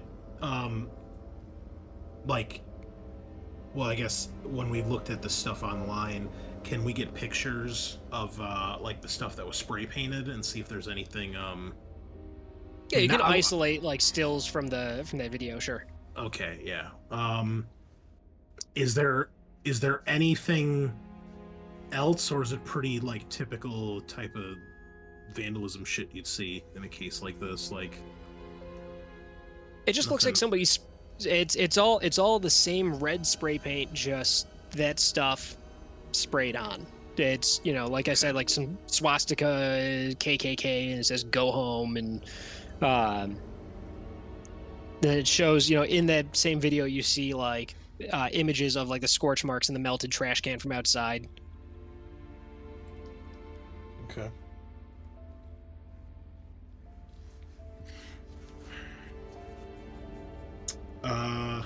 I'll look to my two companions. What do you think? I think so. Yeah, Adam, on the lap around, I think Dexter would have just kind of been glancing around either side of the property to see if either adjacent neighbor has any sort of surveillance thing that would be useful. Oh yeah, that's right. That's right. Sure. Yeah. If you Are we Sorry, done here though? You guys think? I'd say I think that would be the last thing that Dexter would want to do. If at some point when we're doing the walk around, he can try to peek inside a window or see if there are any windows on the garage. Sure. Yeah. There's windows like on the garage doors. The big overhead doors have some windows in there about head height. Okay. Let's try to take a peek in, see what he sees. Sure. Yeah. Looking in, you see that there's piled up, a couple of boxes, and there's a car inside. It's like a sedan, it's a Subaru, and there's also a couple of like a bench with a couple of tools on there, and nothing really exciting. Okay.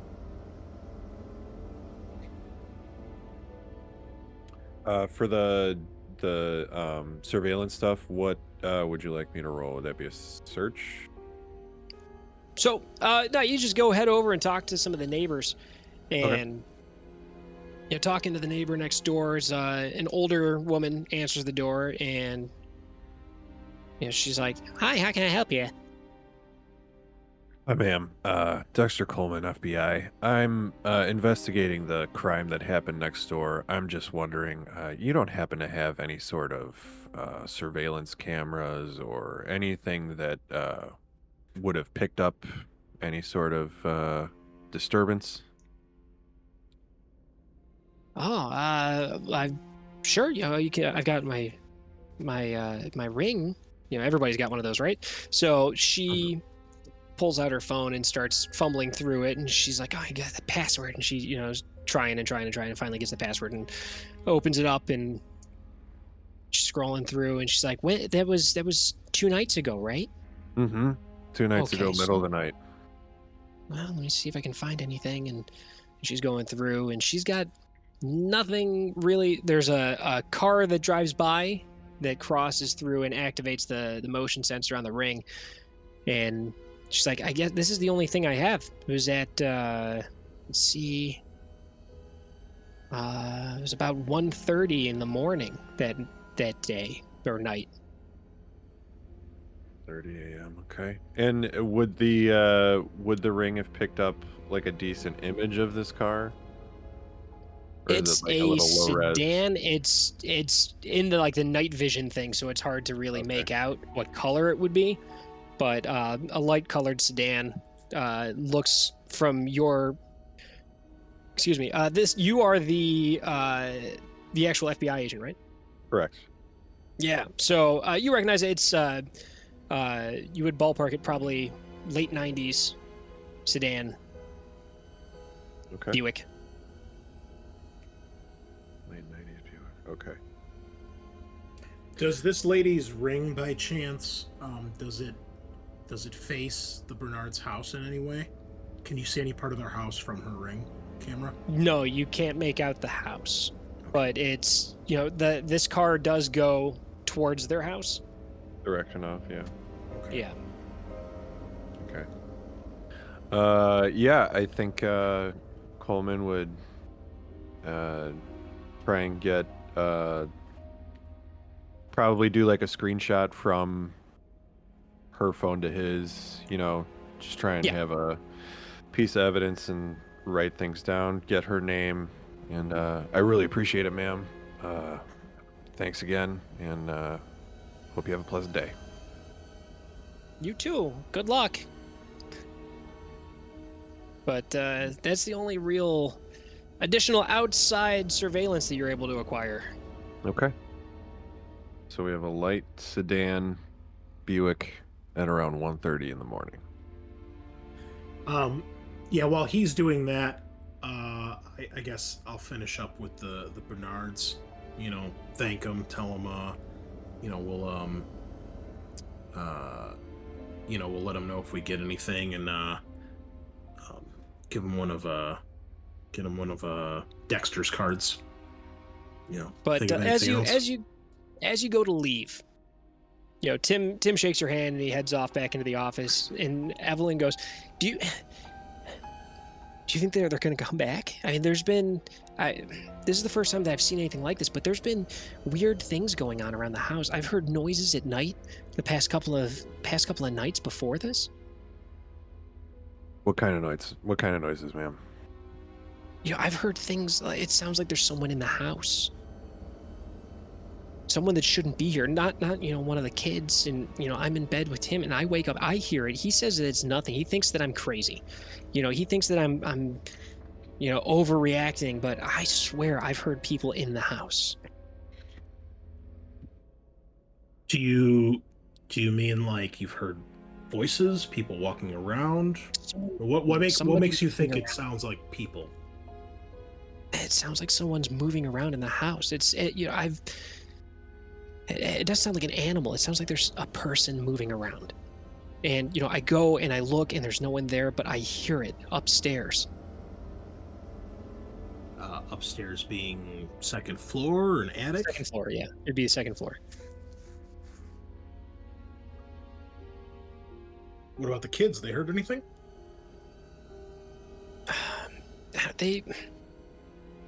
I don't know. I haven't really talked to them about it because I don't know. I work in dispatch for the police, and I hear all the terrible stories about all the things that go wrong, and I don't know. I thought maybe I was just making a mountain out of a molehill, kind of jumping to conclusions. But now that this happened, I think that maybe somebody's been just like stalking us, or somebody's in the house. Well, Miss Bernard, first off, I don't think you're crazy. You've been through a horrible thing, and you want to keep your family safe. There ain't nothing crazy about that. All right.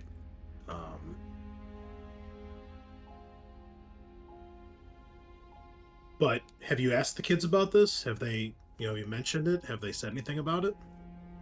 I asked them if they had any idea what was going on, and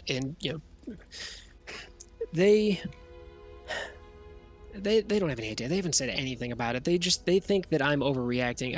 I talked to Chad, and he said that he's heard noises, but he doesn't think that there's somebody in the house. I don't know. It's been. What about I've been hearing Catherine? noises for. No, she hasn't said anything. She doesn't think there's anybody in here. She thinks that I'm being silly. You want us to talk to Chad before we go? Yeah. If you want to talk to Chad, that's fine. Come on in. He's up in his room playing Xbox. I'll be like, do you mind? And I'll kind of point to the stairs. Yeah. Go up the stairs, and then he's gonna be on the. Where's he go? Fuck me. He's the first door on your left when you go up the stairs. Okay. And what position does he play on the team?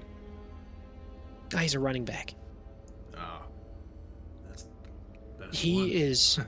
is so fast. Oh my god. Good. Well, we're gonna get along just fine then. And I'll head up there. Whether or not the other guys come with, I'm not trying to make a big scene of it. So, but yeah, I'll head up there. Okay. Is anybody else going up?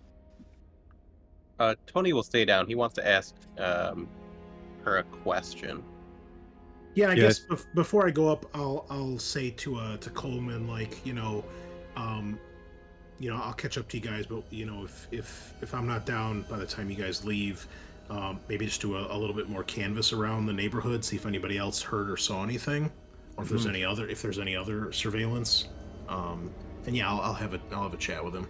So.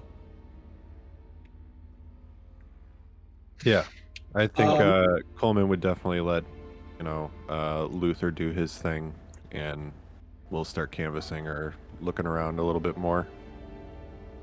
Okay. And why don't we take our break here because we're at our halfway point. So we'll take like a 5-10 minute break as we usually do. That's what we usually do here, Adam. We take a break, we get some Dr. Pepper to refocus our thoughts. Only one of us Or, gets Dr. Pepper, okay? well, yeah, the Little only product one of us- placement. Hey, sometimes I do. Yeah, fucking Sean. Remember, you're my favorite right now. Don't fuck that up. Okay? All right, you know what? I'll just buy a whole bunch of Dr. Pepper. I'll just keep it in tab. You should always have it on tap. Come on. Yeah, see, I didn't, Oh, I they didn't even said have tab. to, Chris. I already No have tab, it please. here, so maybe you need a new Mr. Reliable, just saying. Yeah, it's true. Yeah, we'll see. We'll see. The judgment is coming up very soon. So I you feel know, like all of my pressure. achievements stack up so high that it doesn't matter at this No, point. we'll see about that. All right, we'll be right back, folks. So take 5, and we shall return. Sounds All good. right, BRB boys. Peace. Sure. Okay, listeners, we have returned. We've got Dr. Pepper, we've got potato chips, and I don't have to fucking run the games. This is fucking great. I don't know about the rest of you, but I am having a fucking blast right now. So we'll turn it back over to Adam to continue our descent into madness. Now, where we left off, one of you had headed upstairs to talk to Chad, the teenage running back son of Tim and Evelyn. Who was that?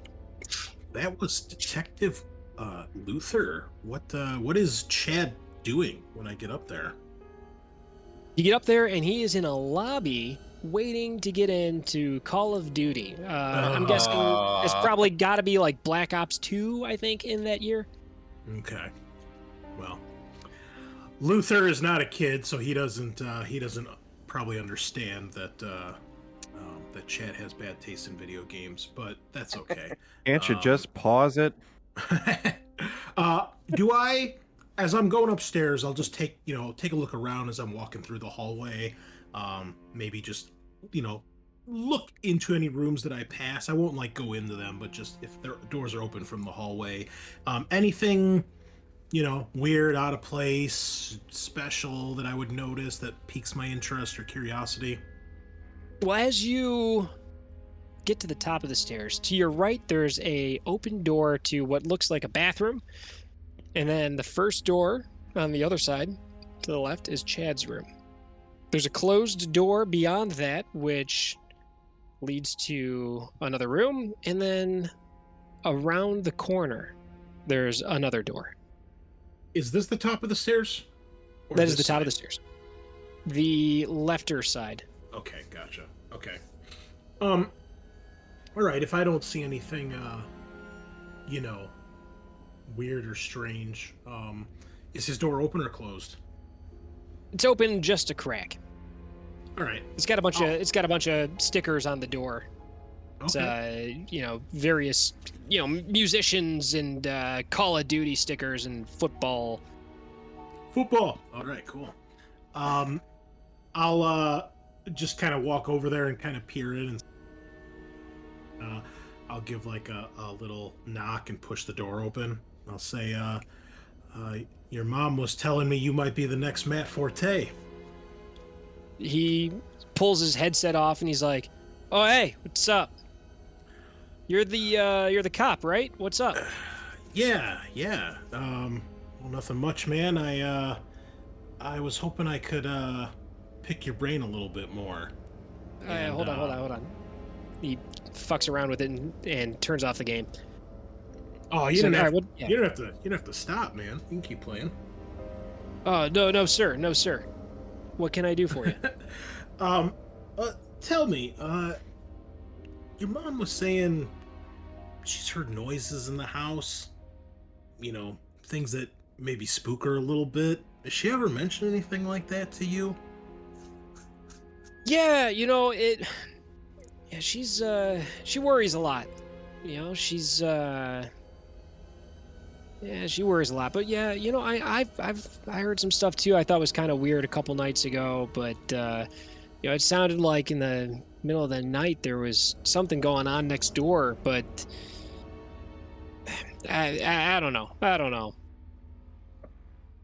Next door, like the house over, Yeah, or the room in over? in Katie's room next door. Oh, okay. And how many Yeah. nights? When was this?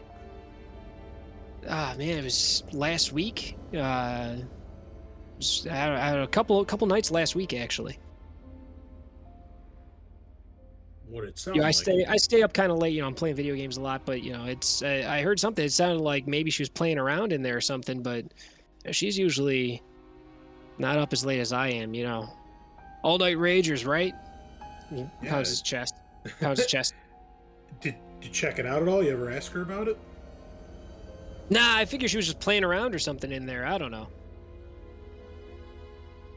And But the yeah, fir- it's some weird noise. first time you ever heard that? I guess. What about since then? Anything similar? Not really. Just a couple of nights last week, and you know, then this whole thing that happened. So more than And once? my dad says it's not a big deal, but I don't know, man. I don't know anybody. I don't think anybody from my school would have started a fire. I'll kind of nod, like in agreement. So you've heard it multiple times though, not just once. Yeah, it's last week. It was what was it, like Wednesday, and again on Friday last week. Same time of the night, or Ah, man, it's hard to tell, but you know, it was late. Everybody else was asleep already, so I figured it's got to be at least, you know, maybe like 11, 12. okay. I'll kind of like jokingly be like, no hidden passages in the house. You don't have a hidden tunnel to your sister's room or anything like that. He's like, no, just go out the door and turn right, man. Okay. All right. Well, hey, you know, your mom's worried. We want to put her mind at ease. And we got to dot all the I's and cross the T's, you know? So. I'm I'll not in let you- trouble or anything, am I? No, not at all, man. Not at all. Okay. All right, cool. And I'll try to like kind of play it cool and like, you know, give him like a fist bump type thing and be like, all right, Forte, you have fun with your game there. He looks at you, and he's like, yes, sir. And then he gives you the rock. Okay. I'll walk past the sister's room. You know, maybe I'll kind of like wait, see if he like puts his headset back on, and then walk in the direction of the sister's room. Oh yeah, he like fires it back up immediately. Okay. Yeah, I'll go by the sister's room. Is her door open at all? No. Can I listen for a moment at the door? See if I hear anything? Yeah, sure. What's your awareness? I Or don't is it see awareness on it. Alertness, yeah. pardon me. It is 60. Oh yeah, so you hear some movement in there, but not a ton. It's hard to make out what's going on, but she's in there. That's for sure.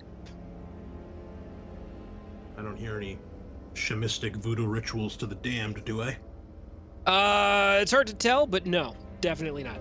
No Eok Tuluftagan? Nothing like that? No fatagans. None of those. Okay. Well, I mean, I can't really communicate with her, but I feel like I'm leaving a clue behind. I mean, this guy's a detective. I think Luther probably sticks his nose where it shouldn't be to solve a case. I see he's probably kind of like that, so he'll keep pressing his luck here. And I was gonna say I'm gonna knock, but that probably wouldn't work, so, considering the situation. I'll give the doorknob a try very gently and see if it's opened. Yeah. Yeah, Yeah, there's no lock on it. All right. I'll open it slowly, and like as I do, I'll do like a knocking motion. You know, if she happens to see me, so I'm like not trying to surprise her or anything. Well, you open the door, and you know it's a fairly standard little girl's room. She's sitting at a desk, actually with her back to you. Looks like she's working on something at the desk, but there's her bed and a mirror and a bunch of kids stuff, toys and things like that. Do I see anything in here that I could use to get her attention with? Is the light on? The light is on, yes. Okay. Yeah, there's a big window, but it's still, the light's still on. And where is she in relation to the door? She's back in the corner-ish area of the room, so her back is to you. The bed runs along the wall underneath the window that's straight across from the door, and she's at a desk next to it. Okay. Yeah, I don't know how sensitive she is. I mean, I imagine I have to probably knock pretty hard for her to feel any vibrations or things like that. So I guess maybe I'll turn the light on and off once. You do, and she immediately snaps around and looks, and she kind of looks a little confused, and I'll give her a smile, kind of leaning forward a little bit, and kind of wave to her, and kind of see how she reacts. Yeah, she waves back, and she gives you hi, and she signs something at you, but you don't recognize it. When you don't react, I'll give her a shrug, I'm a big dope, So I'm trying to give. Yeah. So she starts making more simple gestures to you to try to communicate. So she says, she waves hi, and then kind of looks at you and shrugs. Okay. What can I tell what she's doing at her desk? You walk in a little bit and you get a little closer, and she's drawing something. Okay. I'll take out my notepad, and I'm gonna write on it, "What are you drawing?" And I'll mouth that out. I'm not gonna be very loud, if at all, but at least try to make it clear, that I'm pronunciating clearly, so she can read my lips. And I'll hold that up to her. What are you drawing? And she gestures to it with her hand, and it looks like it's a drawing of a horse. It's pretty damn good. I'll say very impressive. I like it. She, smiles and kind of, bows her head a little bit, and she starts, pulling out other drawings and showing you. She's got a lot of them. She's a pretty talented artist, especially for her age. This stuff is, not photorealistic or anything like that, but it's good drawings. And I'll say, you did these all by yourself? ? And I'll try to have a look impressed. Yeah, she smiles and nods, and she's just showing you some of her favorites. All sorts of different animals and dinosaurs and stuff, and some drawings of still life things, a traditional bowl of fruit and some shoes. And they're really good. Much better than anything I could ever draw in real life. 1 second, Anna. Sorry, my wife needs help with something, but I'll finish this conversation. I gotta go help her with something real quick. Okay. We gotta give our birds some medicine. Our birds started randomly laying eggs this week. And I don't know if you knew that, but birds will lay eggs even if they're not fertilized. Okay.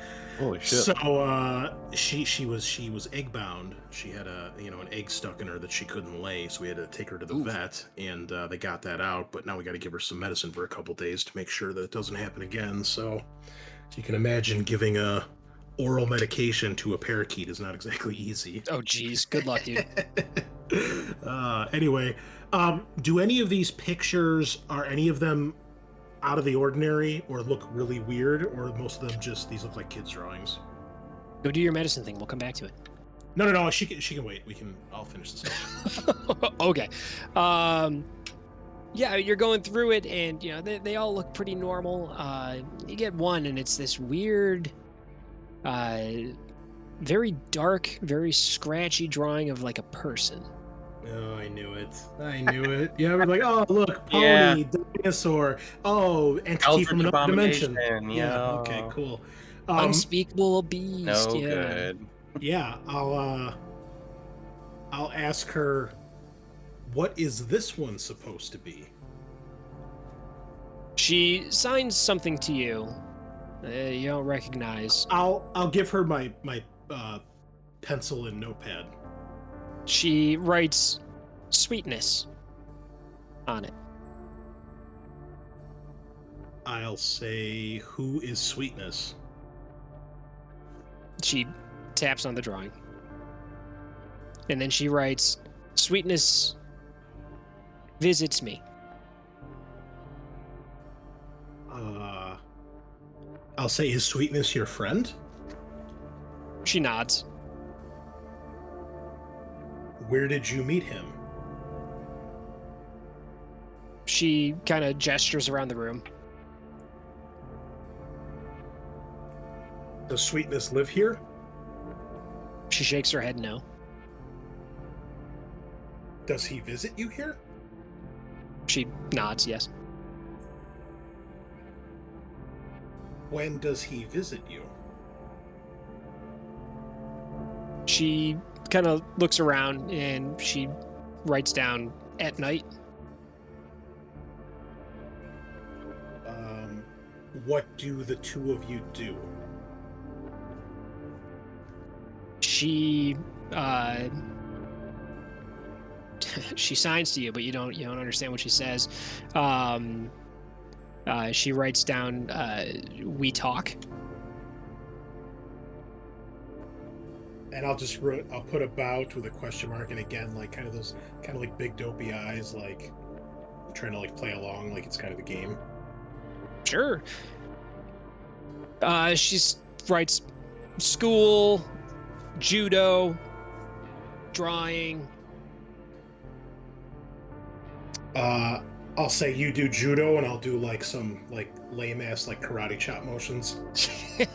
She laughs at you, and she nods, and she goes over to her closet and opens up, and she points at. She's got like 3 different belts that are hanging up, different colors. Okay.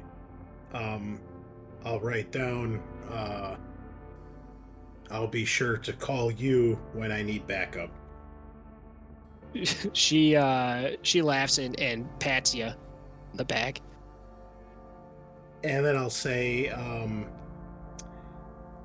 have you noticed anything weird in the house lately? She kind of shrugs. Your mom, and I'll write, your mom thinks someone might be in the house at night. Has she told you or asked you about this? She shakes her head no. What's your human? Pity. She's not looking you in the eye when she does Okay. that. I'll say, is it Sweetness? She's kind of hesitant, and then she's like, yeah. She nods. And then I'll ask, does she know about Sweetness? She shakes her head no. I'll just say, why not? She kind of, like bobs her head around a little bit, and she writes down it's a secret. I'll give her like a big smile and nod, like I know what that means, and like give her like the okay symbol. Mm. And then I'll write. Let me see here.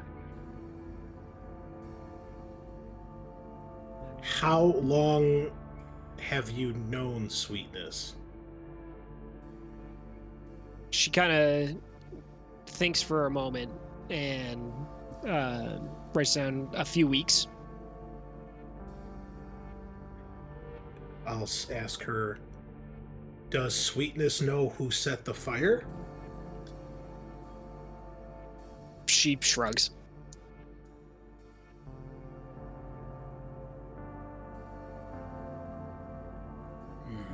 Man, what else to say? I think here. Oh, I'll say, I'll have my phone out and I'll say, can I take a picture of the drawing? She holds it up and smiles. Okay, I'll take a picture. Yeah,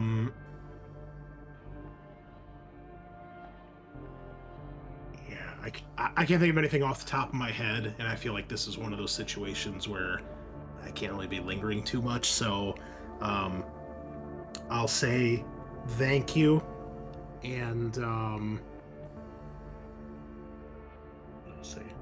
say thank you, and I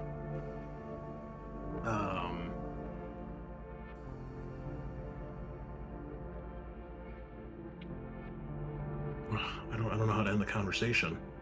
I feel like I was on a good roll here, and now I'm kind of stumped. Thank you, and I'll say I'll buy one of your pictures in a museum one day. She kind of laughs a little bit and gives you a smiling little kind of bow of the head, and I will waves bye bye and then goes back to drawing. All right, yeah, I'll give her the bye bye wave, and then I'll I'll creep out the door and like close it gently. It's not disturb her, and then make my way downstairs. All right. Now, meanwhile, what were you other two doing? All right, I'll be back. I'm gonna go operate on a bird. Good luck. Did we ever ask the question of where her husband worked, what company he works for? You didn't ask the specific company, but he said he was a microchip engineer. But if you want to talk to him more, you can definitely ask him more things. Yeah, just would want to know like what company he's worked for and how long he's worked there. May not be important. You never know. Let's see. Well, it doesn't list a specific employer, but he tells you, Cyberdyne Technologies, and he's been working there for the past 7 years. Nice. Ever since they hired him, he moved out here to Tampa, and bought this house 6 years ago. So company man. Okay. Yeah. I think that's pretty much all the questions. Yeah. So with that neighbor was the only one that we had a follow up with, correct? Yeah, you checked with the other neighbors. They didn't have any kind of footage of anything. Nothing stood out. Nobody saw anything. Okay. The actual fire happened behind the house, and there's not really like a backyard neighbor. Gotcha. Okay. Yeah. So also Coleman is probably not going to canvass like each house to like peek in their garage, but if does he see any light sedans like 90s Buicks in the driveways in the street? No, unfortunately. Okay. You do notice, looking back at that footage, though, when you're trying to compare against anything, you notice that it, like I said, it's like a 90s Buick Regal. The body's got a decent amount of rust on it. Okay. It is Florida. Yeah. What was the car in their garage? The one in their garage was a Subaru. And then the one outside is an Escalade. Black Escalade, yeah. Okay. Well, we can go and try talking to the cops, see if they've seen any light Buick Regal sedans. But I mean, it's Oh yeah, we do have Florida. to link up with local PD at some point and see what they have. Yeah. So I suppose in the meantime, while he's been talking to the kids, maybe Coleman would have put in a call to local PD and see if they could get an interview or talk to whoever got to the scene first. Yeah, that's not an issue. You're able to get in touch with the officer who came here to check everything out. His name's Jansen, and they're able to get you in touch with him. You can talk to him over the phone, or if you want, you can go meet him. I suppose for brevity, we'll just try and give him a call. Yeah, sure. You call, you get through to him, and he picks up the phone. He's like, Jansen. Jansen, how you doing? Dexter Coleman, FBI. We spoke with your superior. We were just trying to connect with what had happened 2 nights ago with the Bernard family. Oh, yeah, the fire. Yeah. What do you guys need to know? What are you doing here? It's just a little vandalism. Well, with the graffiti and that sort of stuff, it kind of turned federal into a hate crime, so we were sent to investigate. Yeah, that's fair. I guess that makes sense. Yeah, sure. I mean, I guess what can I tell you? What do you guys need to know? We're doing a follow-up. I saw next door their elderly neighbor had a ring, and around 1:30 in the morning, a late 90s Buick sedan came by in the direction of the Bernard residence. I didn't see any on the street. I was just wondering if you had heard anything about that, if that kind of description of vehicle means anything to you, involved in any crimes, anything unusual lately. Nothing that I know of. I mean, I can, if you're taking over on that case, I guess, we could get everything we got sent over to you. You got to talk to my boss, but yeah. Sure. I don't know Yeah, anything about a that'd be Buick. great. All right. Yeah, we'll be in touch with your superior. I have a few others with me. We'll coordinate and kind of get everybody's information out. In the meantime, also, did you happen to see anything unusual besides, of course, the regular fire and the graffiti? Anything else stand out to you that was weird, strange smells? Smells, let me tell you. Man, that thing on that door, whatever they did to it, that smelled like shit. That was terrible. Never smelled anything like it. Yeah, we were looking at that. So, so it smelled horrible. You're thinking kind of organic horrible or like chemical no, man, horrible? I'm telling you, it smelled like shit. Okay, yeah, so like organic material. Okay. Yeah, that symbol mean anything to you? Seen any of that around here locally? What, the swastikas? No, there was that thing on the door, the front door. I don't know what the fuck that was. No, I've never seen anything like that before. Okay, yeah. Yeah, I one don't know. I'm I mean, the wondering rest of the about- stuff, is run of the mill, but I've never seen anything like that. I don't know what it's supposed to be. Yeah, so that's what I'm kind of talking about when I'm meaning like odd, So besides that sort of strange symbol and the fact that it smelled like shit, any other thing, upstairs, see anything upstairs that threw you off?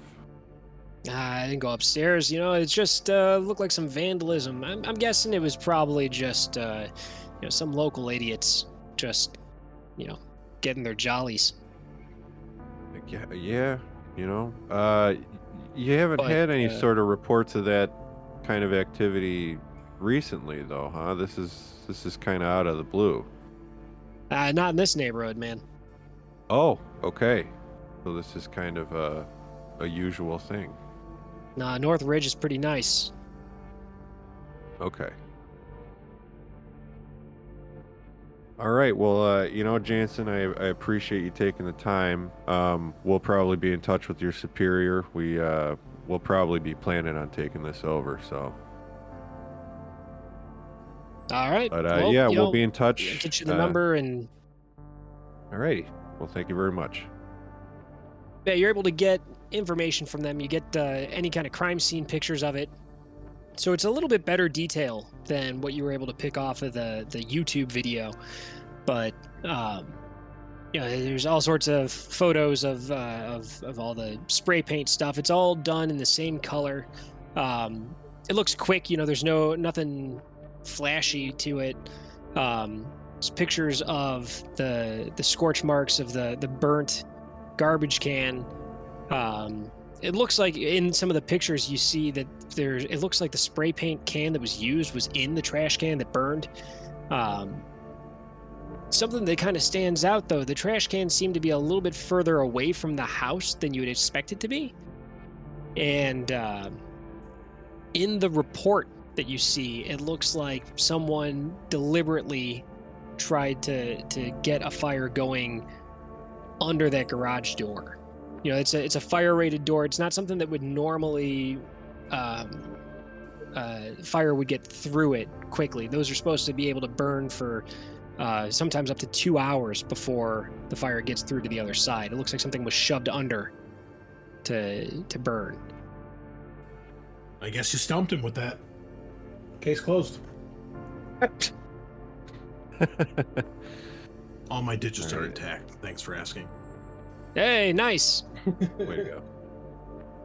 Yeah, I'm wondering if we should get into the garage then. I was kind of thinking, that's why I was scoping it out, but it just looks regular. But maybe we can ask him to see if he'll let us in the garage. Yeah, why don't we go ask Mr. Bernard for a garage tour? He obliges. He's like, yeah, sure, come on in. And he opens up the garage, and he's got like a workbench with some tools on there. Nothing too crazy.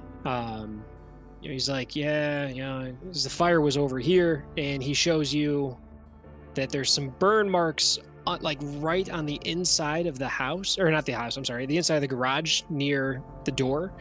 Not too big. It looks. Let me get a forensics roll. Oh, yeah.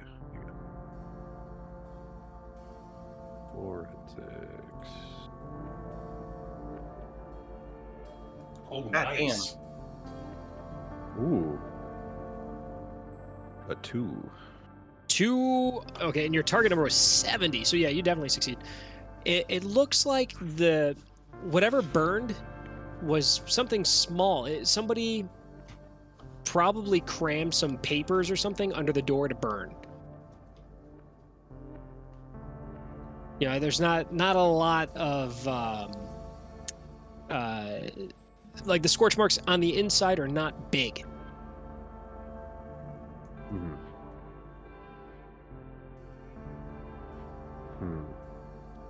Unusual. Mr. Bernard. Sorry, go ahead. Oh, so yeah, Coleman would ask Mr. Bernard, you don't have to point out around the garage, but do you think someone would have been trying to get into this space specifically? Because you keep something specific in here? I keep the cars in here. I got some tools. I got these old boxes. It's mostly old clothes and stuff we just haven't gotten around to yet. Okay, I feel so nothing like valuable. I've been unpacking boxes forever. Yeah, I know how moving is. So no valuables, nothing tied with work, nothing tied with property, money. No, nothing like that in here. The cars are expensive, but you're gonna try to steal the car. you're not gonna start a fire. Yeah. Yeah.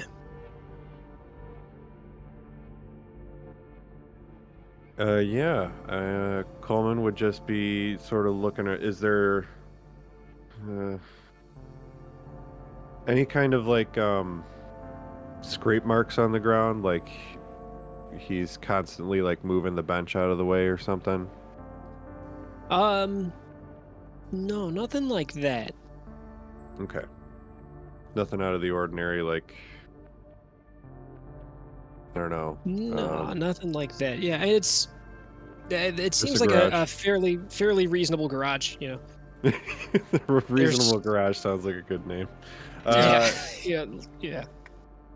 Yeah, so I guess Coleman would kind of look over to Tony. Is it Maybe. Yeah. What do you think? I mean, that door's basically fireproof. Yeah. Maybe they just started burning stuff there as a distraction. They didn't want to get in, but it sounded like the opposite side of the front door where that weird carving is. Oh, so lead everybody to the back while they fuck around in the front. Yeah. Mm-hmm.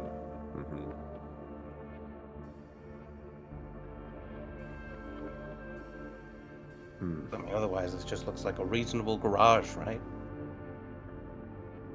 Yeah. Nothing crazy, yeah.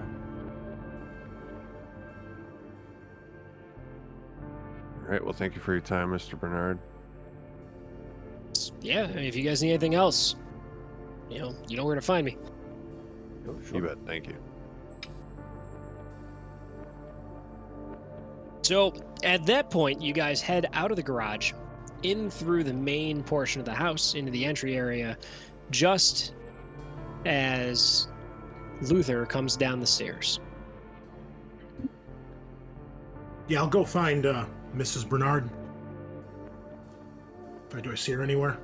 Sure, yeah. She's nervously pacing in the living room. I'll go in there and say, you got two fine kids there, Mrs. Bernard. Your son is incredibly polite and respectful. Oh, yeah, definitely. They're great kids. They're great.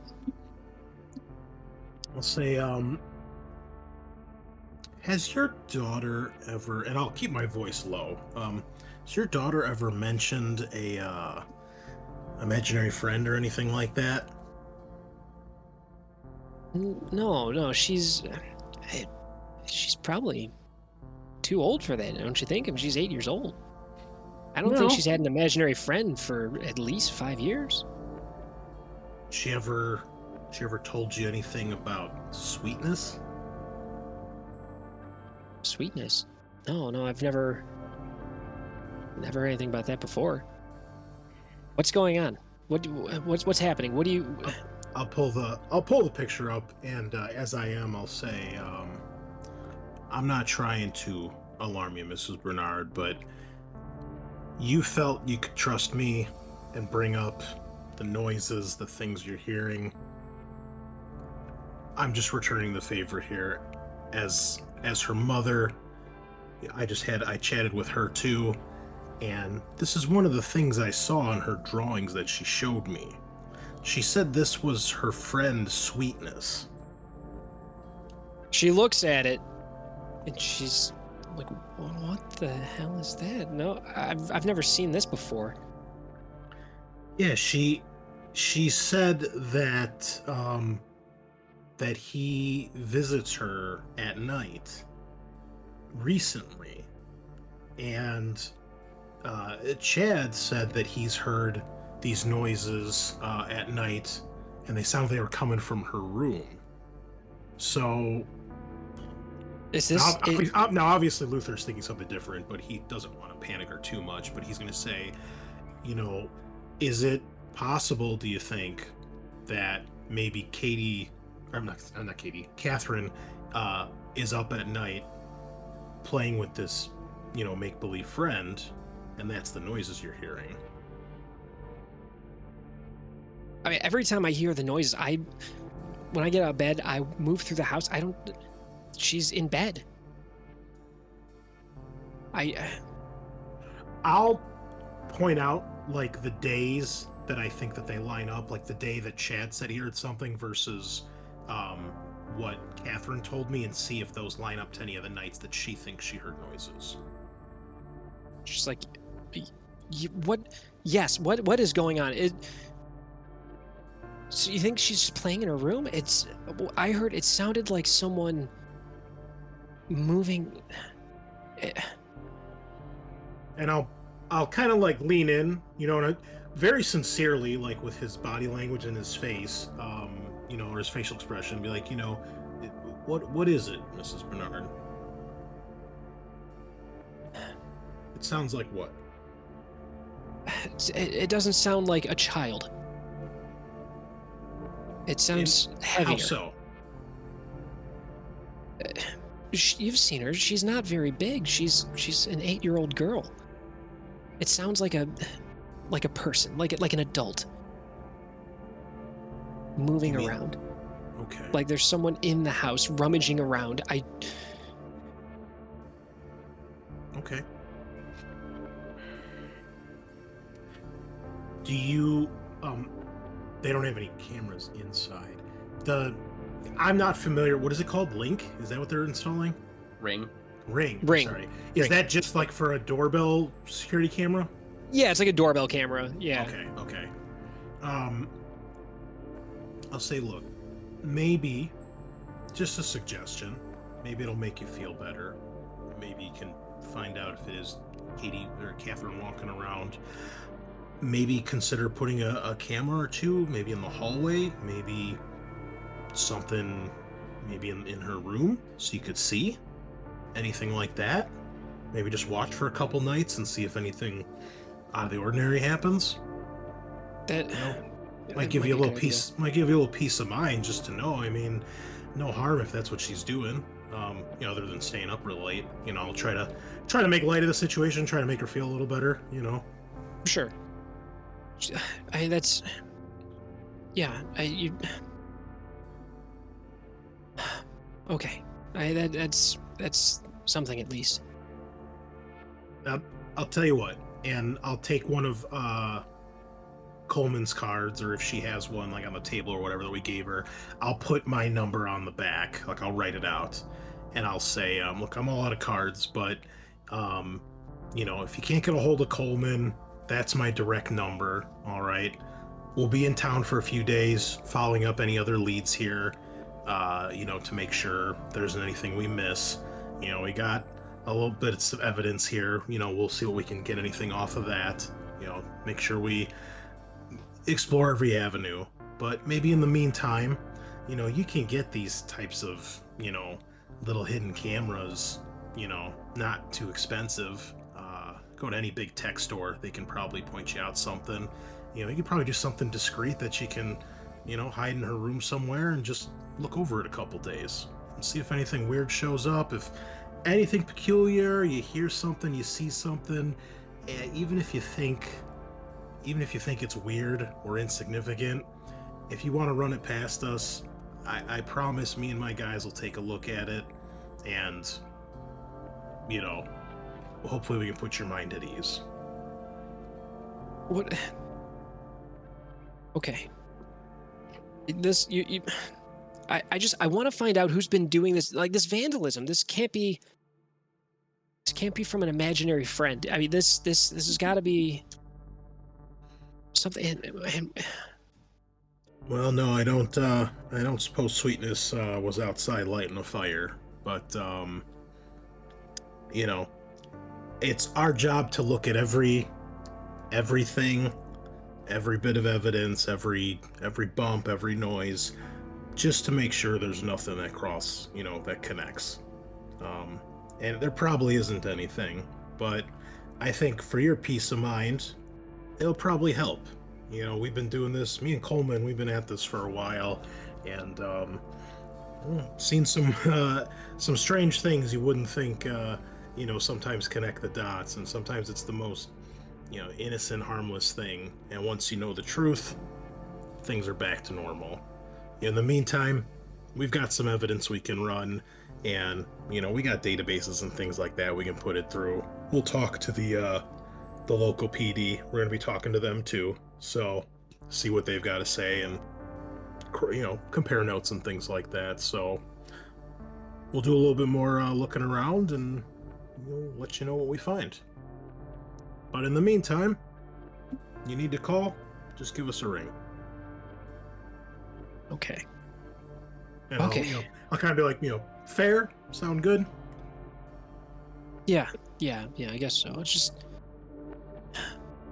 I feel a lot better if somebody would just keep an eye on the house from outside. They won't.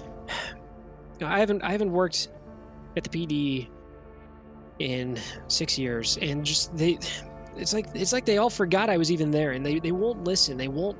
I just want like one squad outside or something, just to keep an eye out so that no one comes through here again. But no one's taking this seriously. Well, we do, and I do. And I'll tell you what, if I can't talk some sense into them, I'll make sure we're out there. How's that sound? Okay. I mean, it's either that or I sit in a hotel while I'm here looking over a case file. Might as well do it while I'm here, right? 2 birds with 1 stone sort of thing. Thank you. Sure. And then, as I see them coming through, I'll kind of get up. Are we all set, gentlemen? Yep. I think so. Yeah, Luther, I'd say so. All right. Well, Mrs. Bernard, thank you for your time and your hospitality. Got a lovely family and a lovely home. And again, you need anything, you just ring us up. Sure. Thank you. And we will depart. All right.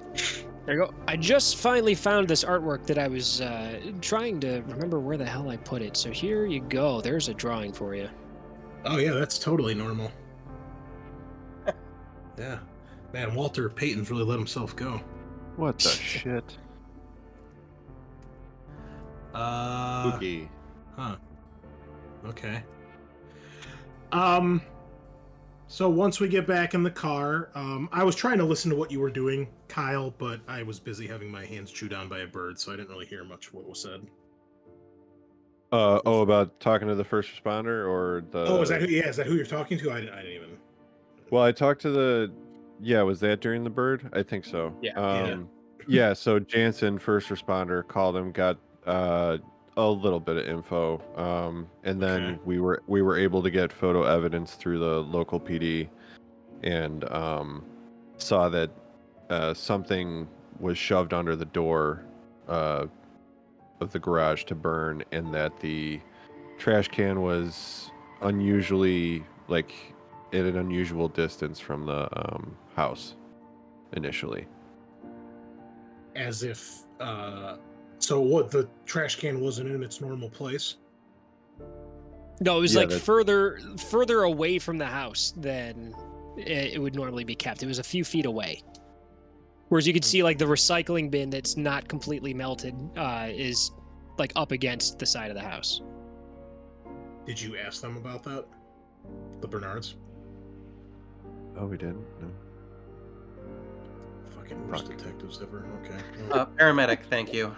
Yeah. Well, You get a pass. I do. I know biology and pharmacy, okay? A lot of good that's done us. I randomly rolled the character, dog. Don't fuck with me.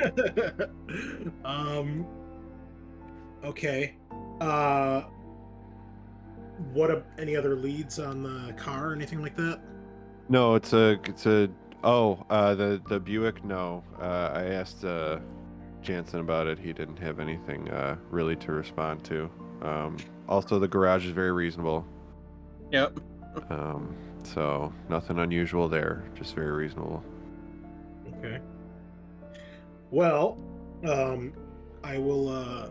As we're, probably gonna grab some lunch or something at this point, compare notes. I will show the photo or the image of this to the two of them and explain everything that I got from the daughter and the son, and from Miss Bernard too. What do you make of that?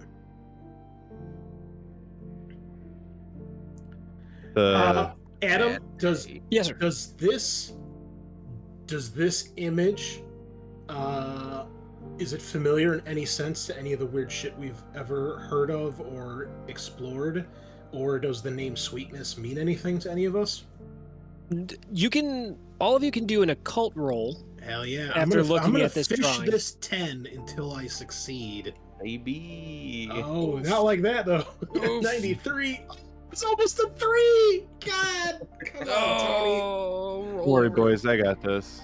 Pull it together. Ooh. Oof. Oh, it's Oof. 90, not 9. Oh, yeah, no. Oh, my. No, none of you have seen anything like this before. I'm still sticking with the Walter Payton theory right now. That's my running suspect.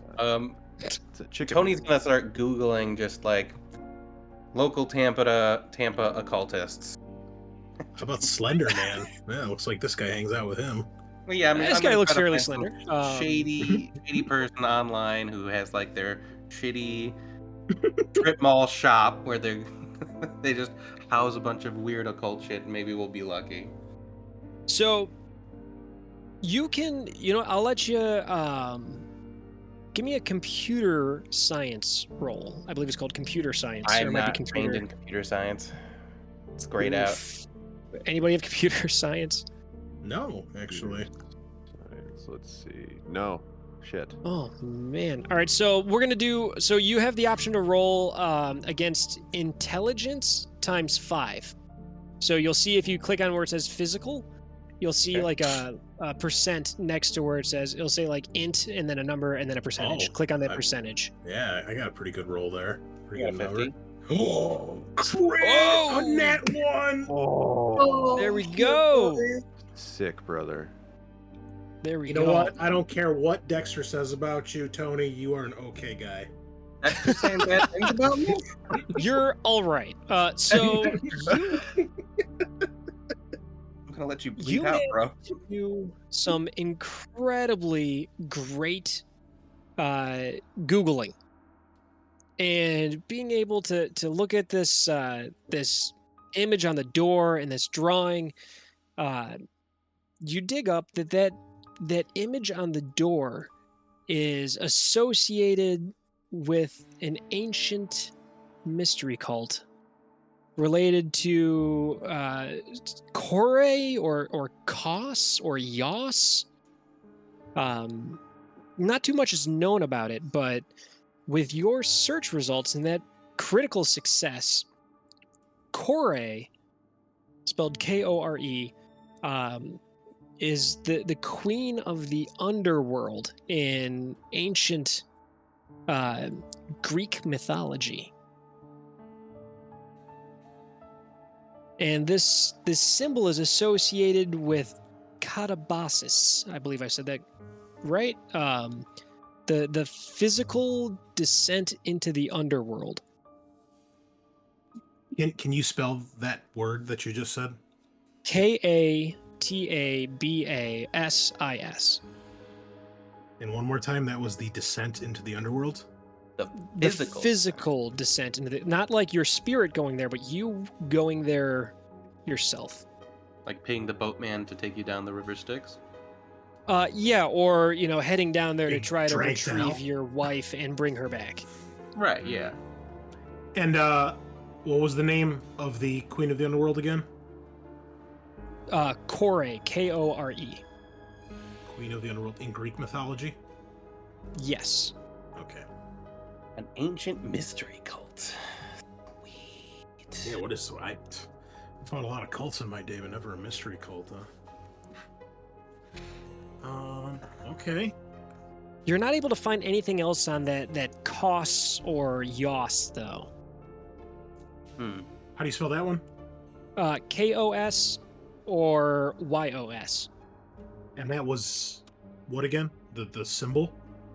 Yes, it's generally associated with Kore or Kos or Yas, but you can't figure out those other two.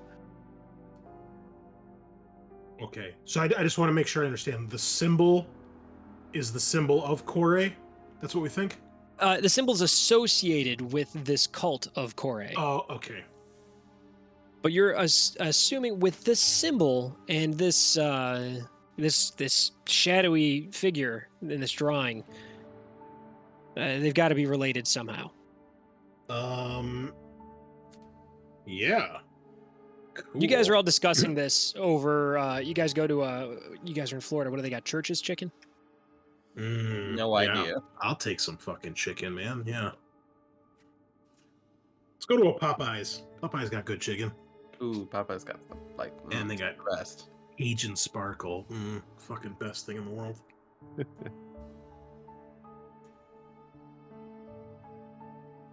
So as we're discussing this, I will tell them. I told Mrs. Bernard that we would keep an eye on the house while we're here.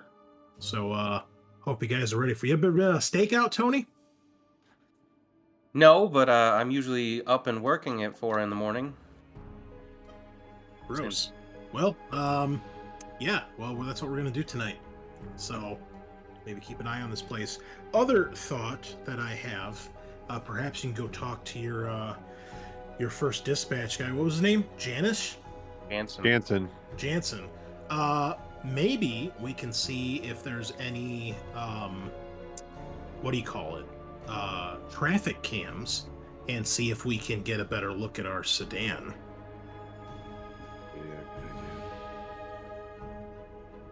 So that's something that you would have to coordinate with them. And there's a little bit of an issue that you are not on any kind of official FBI business right now.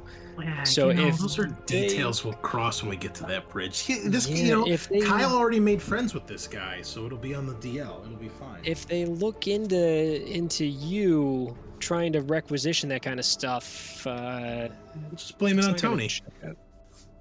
That's how it usually goes. Get it? Yeah, Tony's not even a federal agent, so he won't get in trouble. No, I will literally get arrested. I don't will. know of you though. You're just some paramedic. They won't care. I'm gonna quit this agency. I don't like this work anymore, guys. Yeah. I'm getting bullied by federal agents and detectives. Some dude named Tony. I don't know. Even if I told them he's a medic in New York, they'll never find you. How many people live in New York? Several million. Listen, I work Tony from New exclusively York. in Little Italy, okay? So there's I wouldn't tell them that. Come on. They're never gonna find the right me. They're just gonna grab one of the other Tonys. Yeah, how many Tonys are there anyway, right? So. I got a buddy whose name is Tony, and he's got a cousin named Tony, and I have an uncle named Tony. there you go. I mean that would be my suggestion to Coleman if he already talked to this first dispatch guy, and see if we can get any information on that, or even if like we don't get access to it, maybe you can ask him to look into it and see if he can find anything about it, right? Like, hey, can you just check a couple traffic cams around the neighborhood, see if that sedan shows up, and if you can, do police things. Hey, do your job, buddy. So let's So can anyway, try that's bureaucracy, a bureaucracy role to try to make this work out. Well, yeah, that's just my thought. You don't have to do that, but that's my suggestion. Is at least as far as following up on any other clues. Yeah. I don't know if you guys have any other suggestions for anything else to look into here. We can try going to a library and see if there's any history books of ancient mystery cults or Greek mythology we can scour through while we're scoping out. Or Well, yeah, dude, let's go check out a bunch of books, then we'll have shit to read while we do our stakeout. exactly, yeah. I like I've never this. been on a I like this. stakeout, but my phone has very limited availability for data. I don't pay We're- for much data. So Bring entertainment on a stakeout. All right, that's all I Yeah. gotta tell you. Bring entertainment. okay, we're good. It's a great plan. You'll never miss anything. So you guys hit up the local library and start digging and digging, and let's see if you guys are able to find any information on this. Let's get a luck roll. 41. Yeah. Yeah. So, in real life, are any of you guys familiar with Greek mythology? A bit. Vaguely. Other than the ferryman, no. Okay. How about Persephone? Is anybody familiar? with Kore was Persephone, if I recall. Yes. Yes. So, do you know the story of Persephone? Vaguely. She ran away from, I think, her parents up in Olympus, and then was wedded off to Hades and changed her name so they couldn't find her. She got snatched by Hades, dragged into the underworld. Oh, Well, that's a little And different, but okay. Yeah. I see Tony's recollection of events are a bit different. close. I mean, you're taking Hades' side on this whole thing, but That's not gonna hold yeah. up in so- court, buddy. yeah. luckily, but- Greek court doesn't last anymore, so we're good. Yeah. So she got snatched up by Hades and dragged into the underworld, where he made her his queen, and she, her mother, was Demeter, goddess of nature, and she was so distressed and distraught with her daughter disappearing that she stopped doing her godly works, and everything stopped blooming, and winter happened for the first time. And blah blah blah blah blah. She ends up getting rescued out of Hades, and on the way, he tricks her into eating this pomegranate. She eats 6 seeds, whatever. So she's supposed to spend 6 months out of the year in the underworld and 6 months above. And while she's down there, her mother just weeps and weeps and weeps, and it causes winter, and then fall and winter, and then as she comes back up, spring, and then summer. And that's where the seasons, the turn of the seasons, comes from in Greek mythology.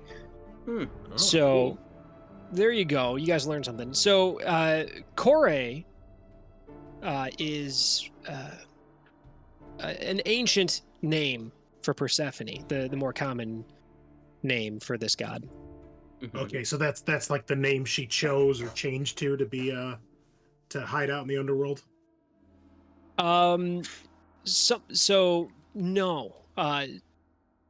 It's a less commonly known name for her. Okay. Okay, so it's an ancient mystery cult, possibly belonging to Persephone, daughter of Demeter. What was Persephone like? What was she the goddess of originally? I'm so embarrassed. I should have known Before this. the whole run-in with Hades, Argus? where she allegedly, fled to the underworld. I said of her wedded own off. free will. Of her I own said- free will. I said wedded off, okay, so she was That's- sold as a political marriage. That's even worse. Yeah. She, I believe, was like a goddess of like flowers or something, or vegetables or the harvest, something like that. Like a subset of her mother's main deal. Okay.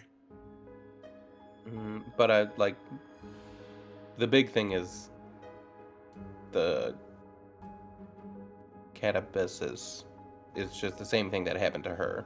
She was physically pulled into the underworld or dragged in. Yes. So this mystery cult people marked the front door of these people, maybe marking them as sacrifices. Mm-hmm. You think they're targeting the mother or the daughter? Maybe. Yeah. Daughter's name was Catherine, right? You said. Catherine, Correct. yeah. Mhm. Did she have anything with her in her room or appearance or anything, like her clothes or anything that there'd be any weird like relation to Kore, or when before she was Kore, Persephone?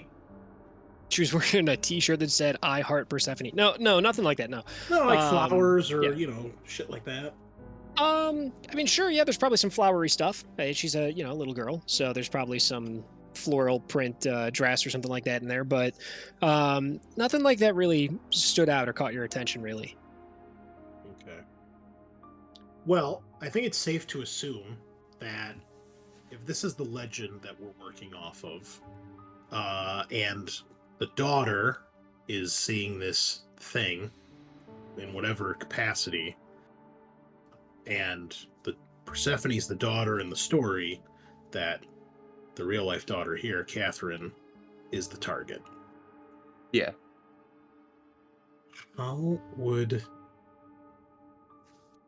But how does she start to see this thing or get to know about it? Do we know how long she's been able to see it? She said a few weeks, right, Adam? Yeah, it's been a couple of weeks.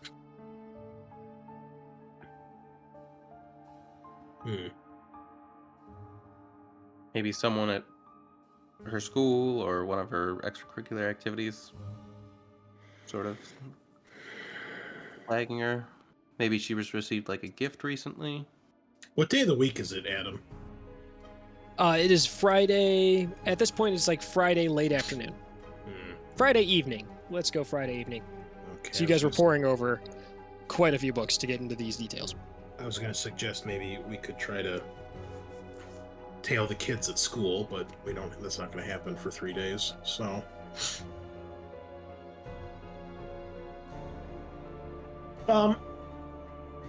that Tampa Language and Learning Center.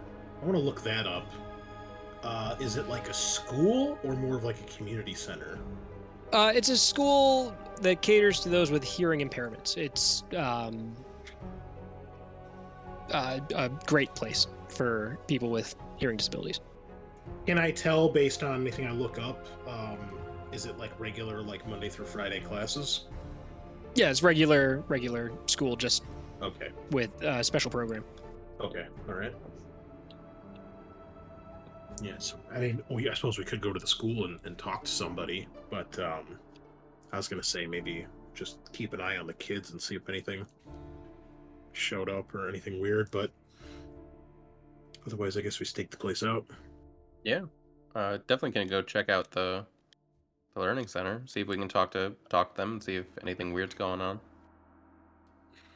Well, I assume at this point in the day, if it's getting towards evening, that the learning center is probably closed. Definitely. Okay. Do they have weekend hours for the office or anything? Yeah, there's probably somebody in the office. Okay. Well, I guess tonight we'll set up to stake out the Bernard's house. Keep an eye on it. And then I guess before we do that, if Coleman is willing to go try to talk to Jansen and see if he can do anything with the security footage or getting traffic footage. Yeah, hit me with a bureaucracy roll. You got it. Don't fuck this up. Dude, then you say it, and then... Yeah, bro, come on. Sean, you broke the code. I get it. Yeah, I think that's Yes, how they're targeting surprise. her. Yeah.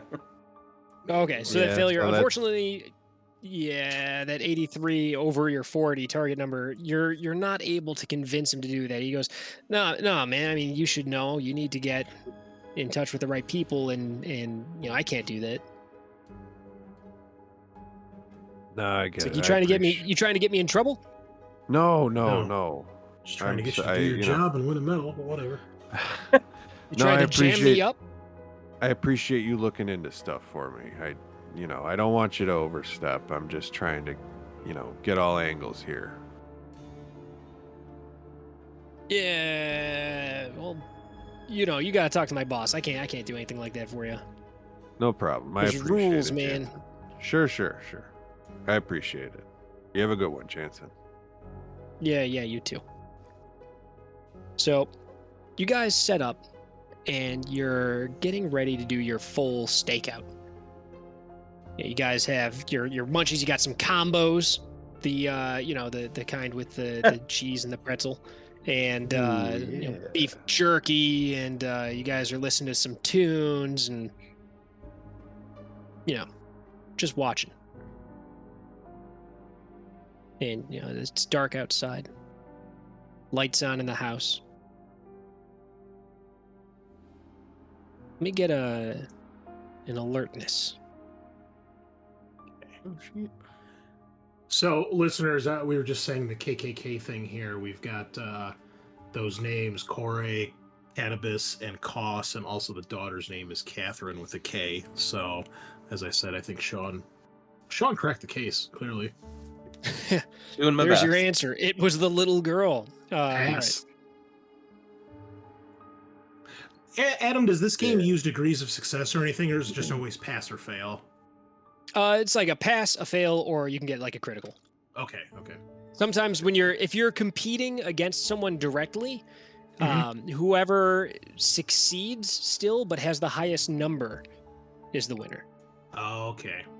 Gotcha. So like if your target number is for example 70 and you land at a 68 and the other guy's target number is a 60 and they land at 59, the person with the actual higher number, that 68, is going to be the winner. Cool. Okay. Gotcha.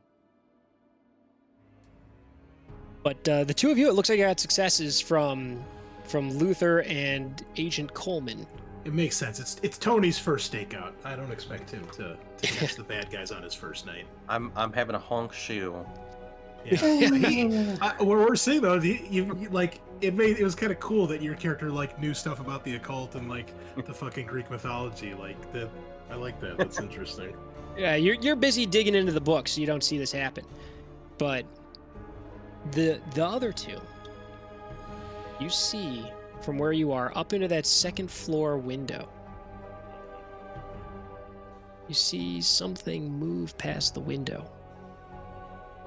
Something about the size of a man.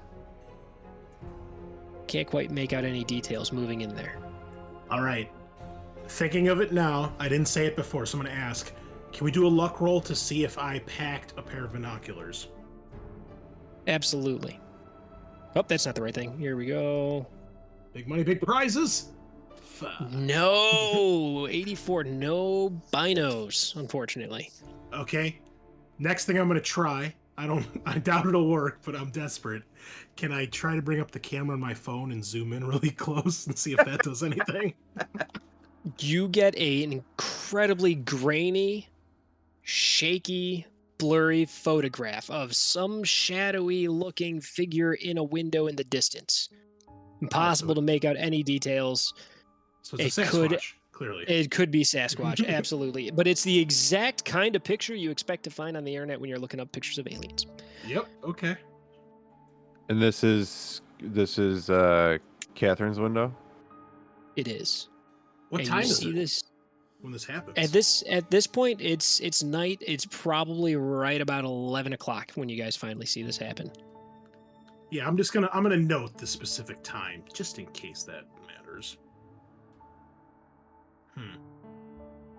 Would you look at that? Whoa. How many sanity points do I lose? Well, I mean, from here, you can't really make out any kind of details, so nothing yet. Oh, well, that's too bad. Okay. I mean, it could be a dude in there. It could be your dad. You don't know. And were the lights all off in her room before this happened? So the lights are off in everyone's room, but her lights come on. Okay.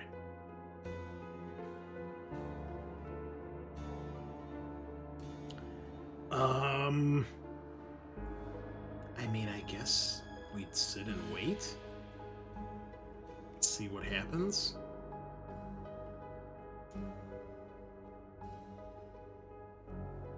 How far away are we from the house? I figure you guys were out on the street, so I don't know, maybe Like, are we just parked right in front of their house? I assume we do something a little more, less obvious because we're trying to case the house rather than just being parked out in front of it. Oh, I thought the idea was to park just out in front to make sure that nobody comes by. No, my idea is like we'd be watching from a distance in case anybody was creeping around, trying to, not like, the squad car's parked out front, more like, we're keeping an eye on the house from a distance. Oh, I interpreted that completely the opposite. Yeah, I don't know. Where would you guys be? Well, I'm no actual police detective, so whatever Luther would normally do when he's casing a place, I would imagine at least a couple houses away. Okay. So, So, and you guys are a pretty good. If you guys are that far away, you guys wouldn't even see anything happening in there. Oh. Well, if you already said it, then we'll assume we're parked out front. That's Okay. that's Yeah, fine. because I thought you guys were staying out there for peace of mind to make sure she's like, hey, there's somebody out there, so nobody's gonna come by and fuck with the house. Oof. So yeah, I assume that you guys are probably about like I don't know, maybe 50 feet away from the front of the house. Oh, okay. Oh, that yeah. Yeah, I guess. I just stay and watch for now. Since we've worked together before, Adam, would we have a basic idea of like what the other people in our group are capable of? Yeah, I would assume so. All right. Do I know if either of the two of them are sneaky at all? Well, are you guys? Nah, Tony. Let's see. Tony, I was really hoping you'd come through here. That's profile. Would that be How dare stealth? you? Yeah. What?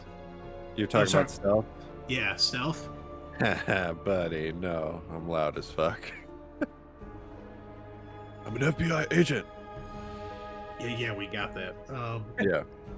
Man, you guys land the characters that you landed on have a lot of overlap. That's pretty funny. It's okay. Typical government agency. Can't get shit right. Yeah. Called the worst people for this job for the most part. Call everyone of the same profession. Go. Yeah, I stay and watch. Nobody else has anything?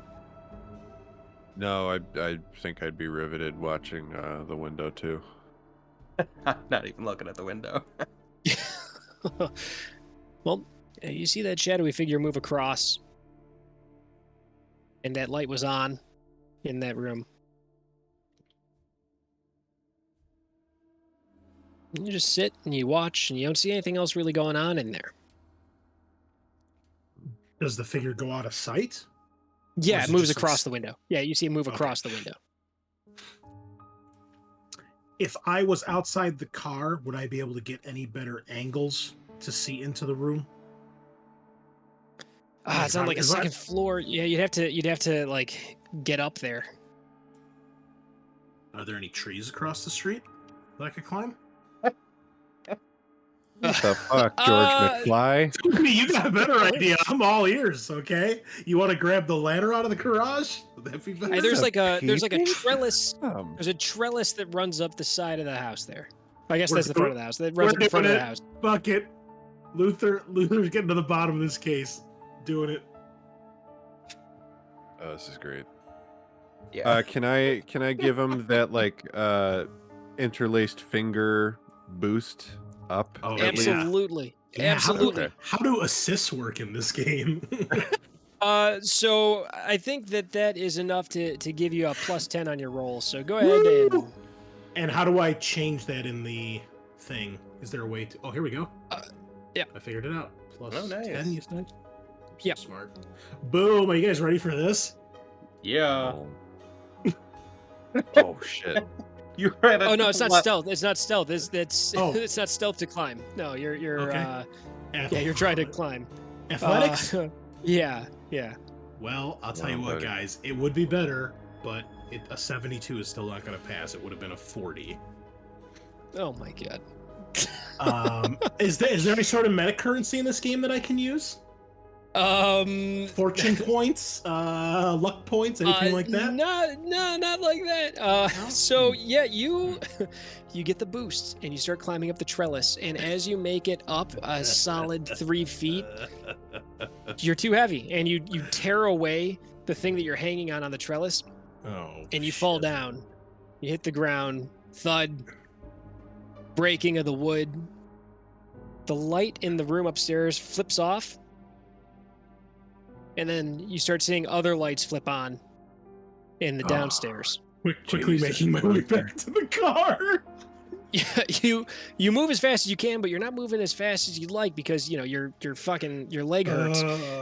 But you make it back towards the car, and The front door flings open, and from where you guys are, you can see, the lights are on the outside now, Oh, and you see Tim come out, and he's got a baseball bat, and he's, runs out of the house, and he's kind of like back and forth in front of the house, looking for somebody, pumping the bat back and forth like he's ready to beat some ass, and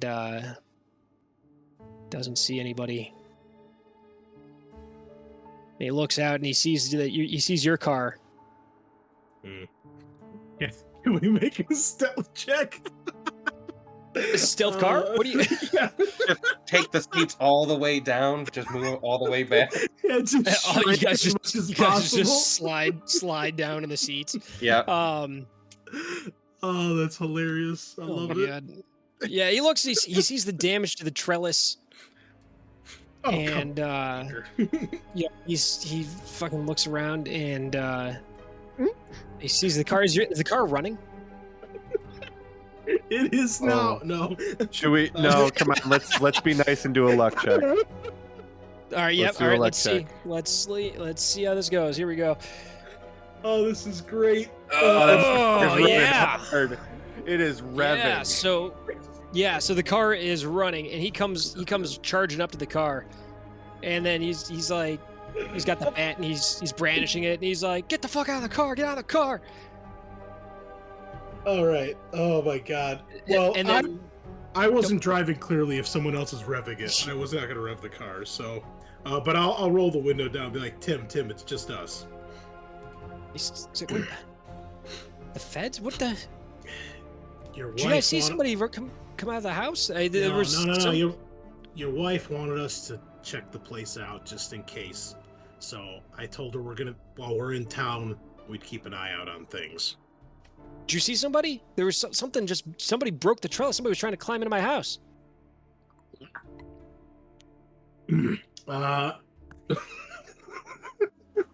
Why are you covered in mud? I'm sorry. Give me a second. Oh, it's the most fun I've had in a long time, man. Let me tell you. All right, get in the game. Back in character. Focus. I'll say, I saw a light come on in your daughter's room, and it looked like somebody was in there. So I tried climbing the side to get a better look. Sorry about that. He puts the barrel of the bat down on the ground. He's kind of leaning on it, and he's, you tried to climb up the side of my house. You broke the trellis. I'll pay for it. All right. Sorry. Just shakes his head and he's like, "What the fuck? You say you saw somebody in my daughter's room?" And he starts running back into the I house. thought. It took him a little longer to pick up on that one than I thought it would, but okay.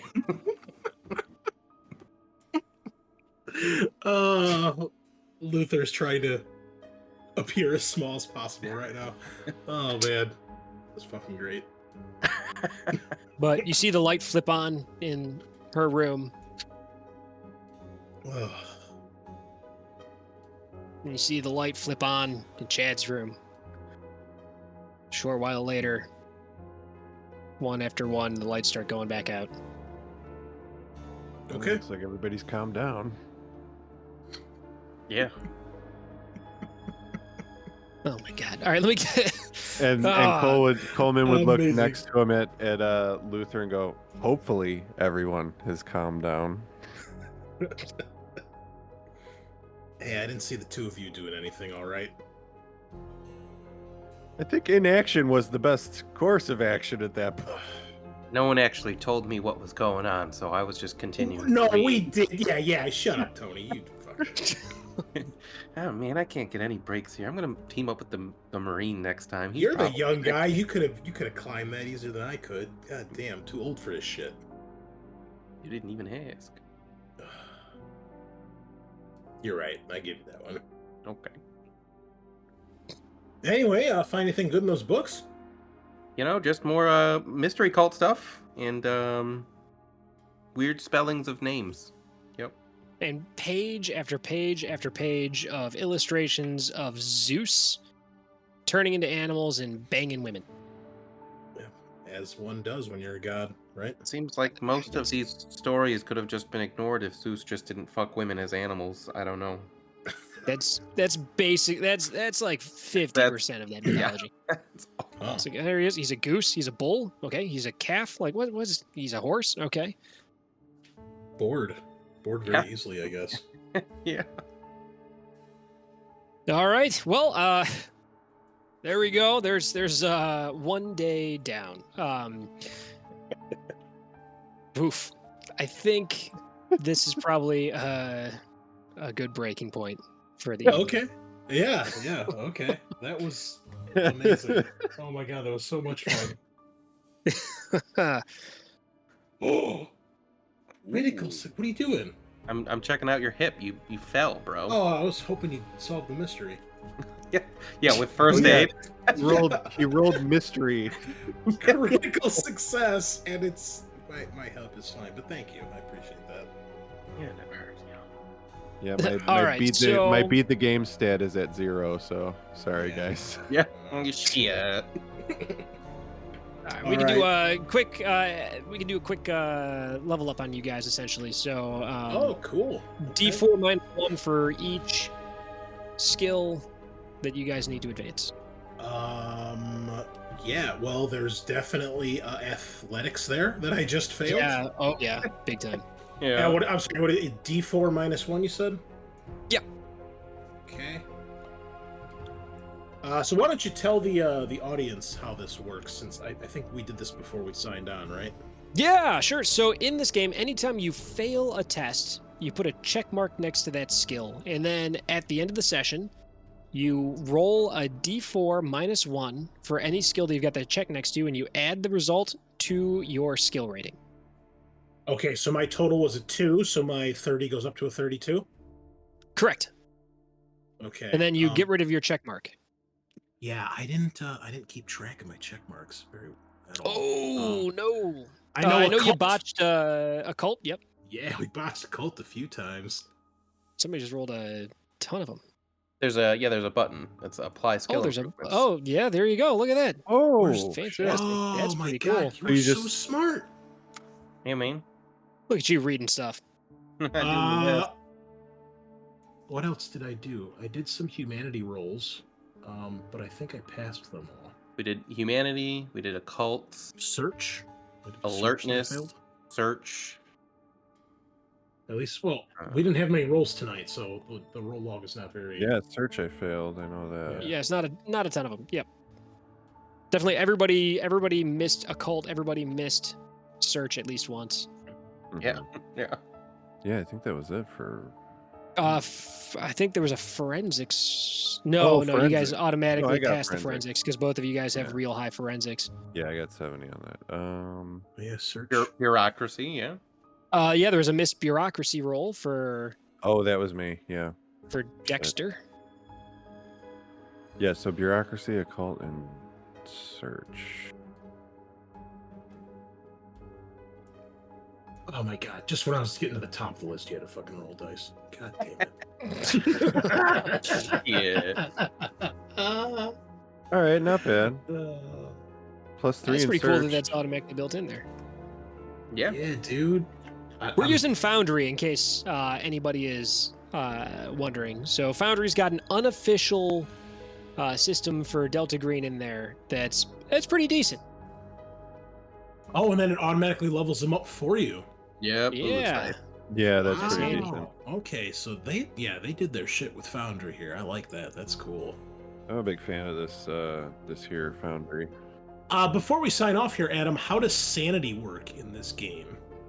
Well, you guys haven't seen anything too weird quite yet, so you'll have a sanity score.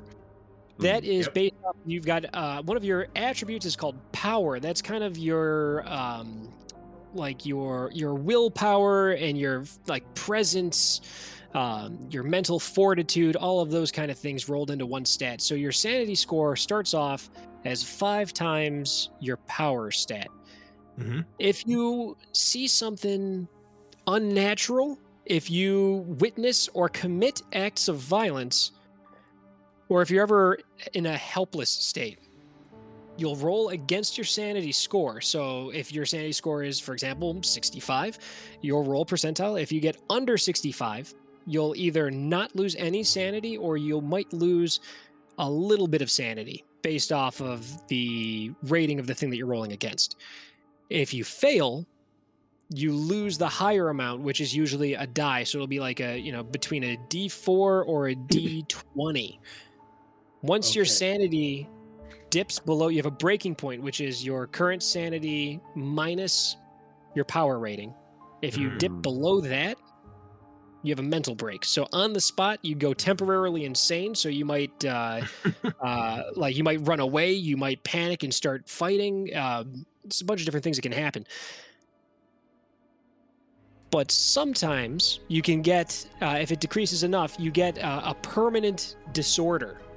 Something that you have to deal with. Your character might become addicted to drugs, or you might gain dissociative identity disorder, or a phobia, or insomnia, all sorts of different things that can happen to your character. And those are not easy to get rid of. So in the time between operations, you do home sessions. So basically a short vignette of something that your character does normally, their home life. And that can either restore some sanity, you can increase your attributes or your skills, you can stay on the case and do more research into it. But that's something that, unless you guys cruise through the rest of this operation, something we're probably not going to get to next week. Okay, so the most of that sanity stuff is like how it was when I played Call of Cthulhu years ago, with the whole you take, X amount of damage whether you pass or fail. Yes, correct. So, like, for example, some terrible creatures will have like a rating that if you just even see them, you'll lose automatically 1 sanity or more. And if you fail that test, it might be as high as, a D20. That's incredible. I love it. Love it. And the Awesome. sanity is not easy to regain. Yeah, as it should be. Cool. All right, listeners, thank you so much for joining us tonight. We will be back next week with part 2 of our little mini adventure here in Delta Green. Adam will be back at the helm, and then we'll be getting ready for Halloween after that. So we will see you all next time. Same time, same place. Nighty night.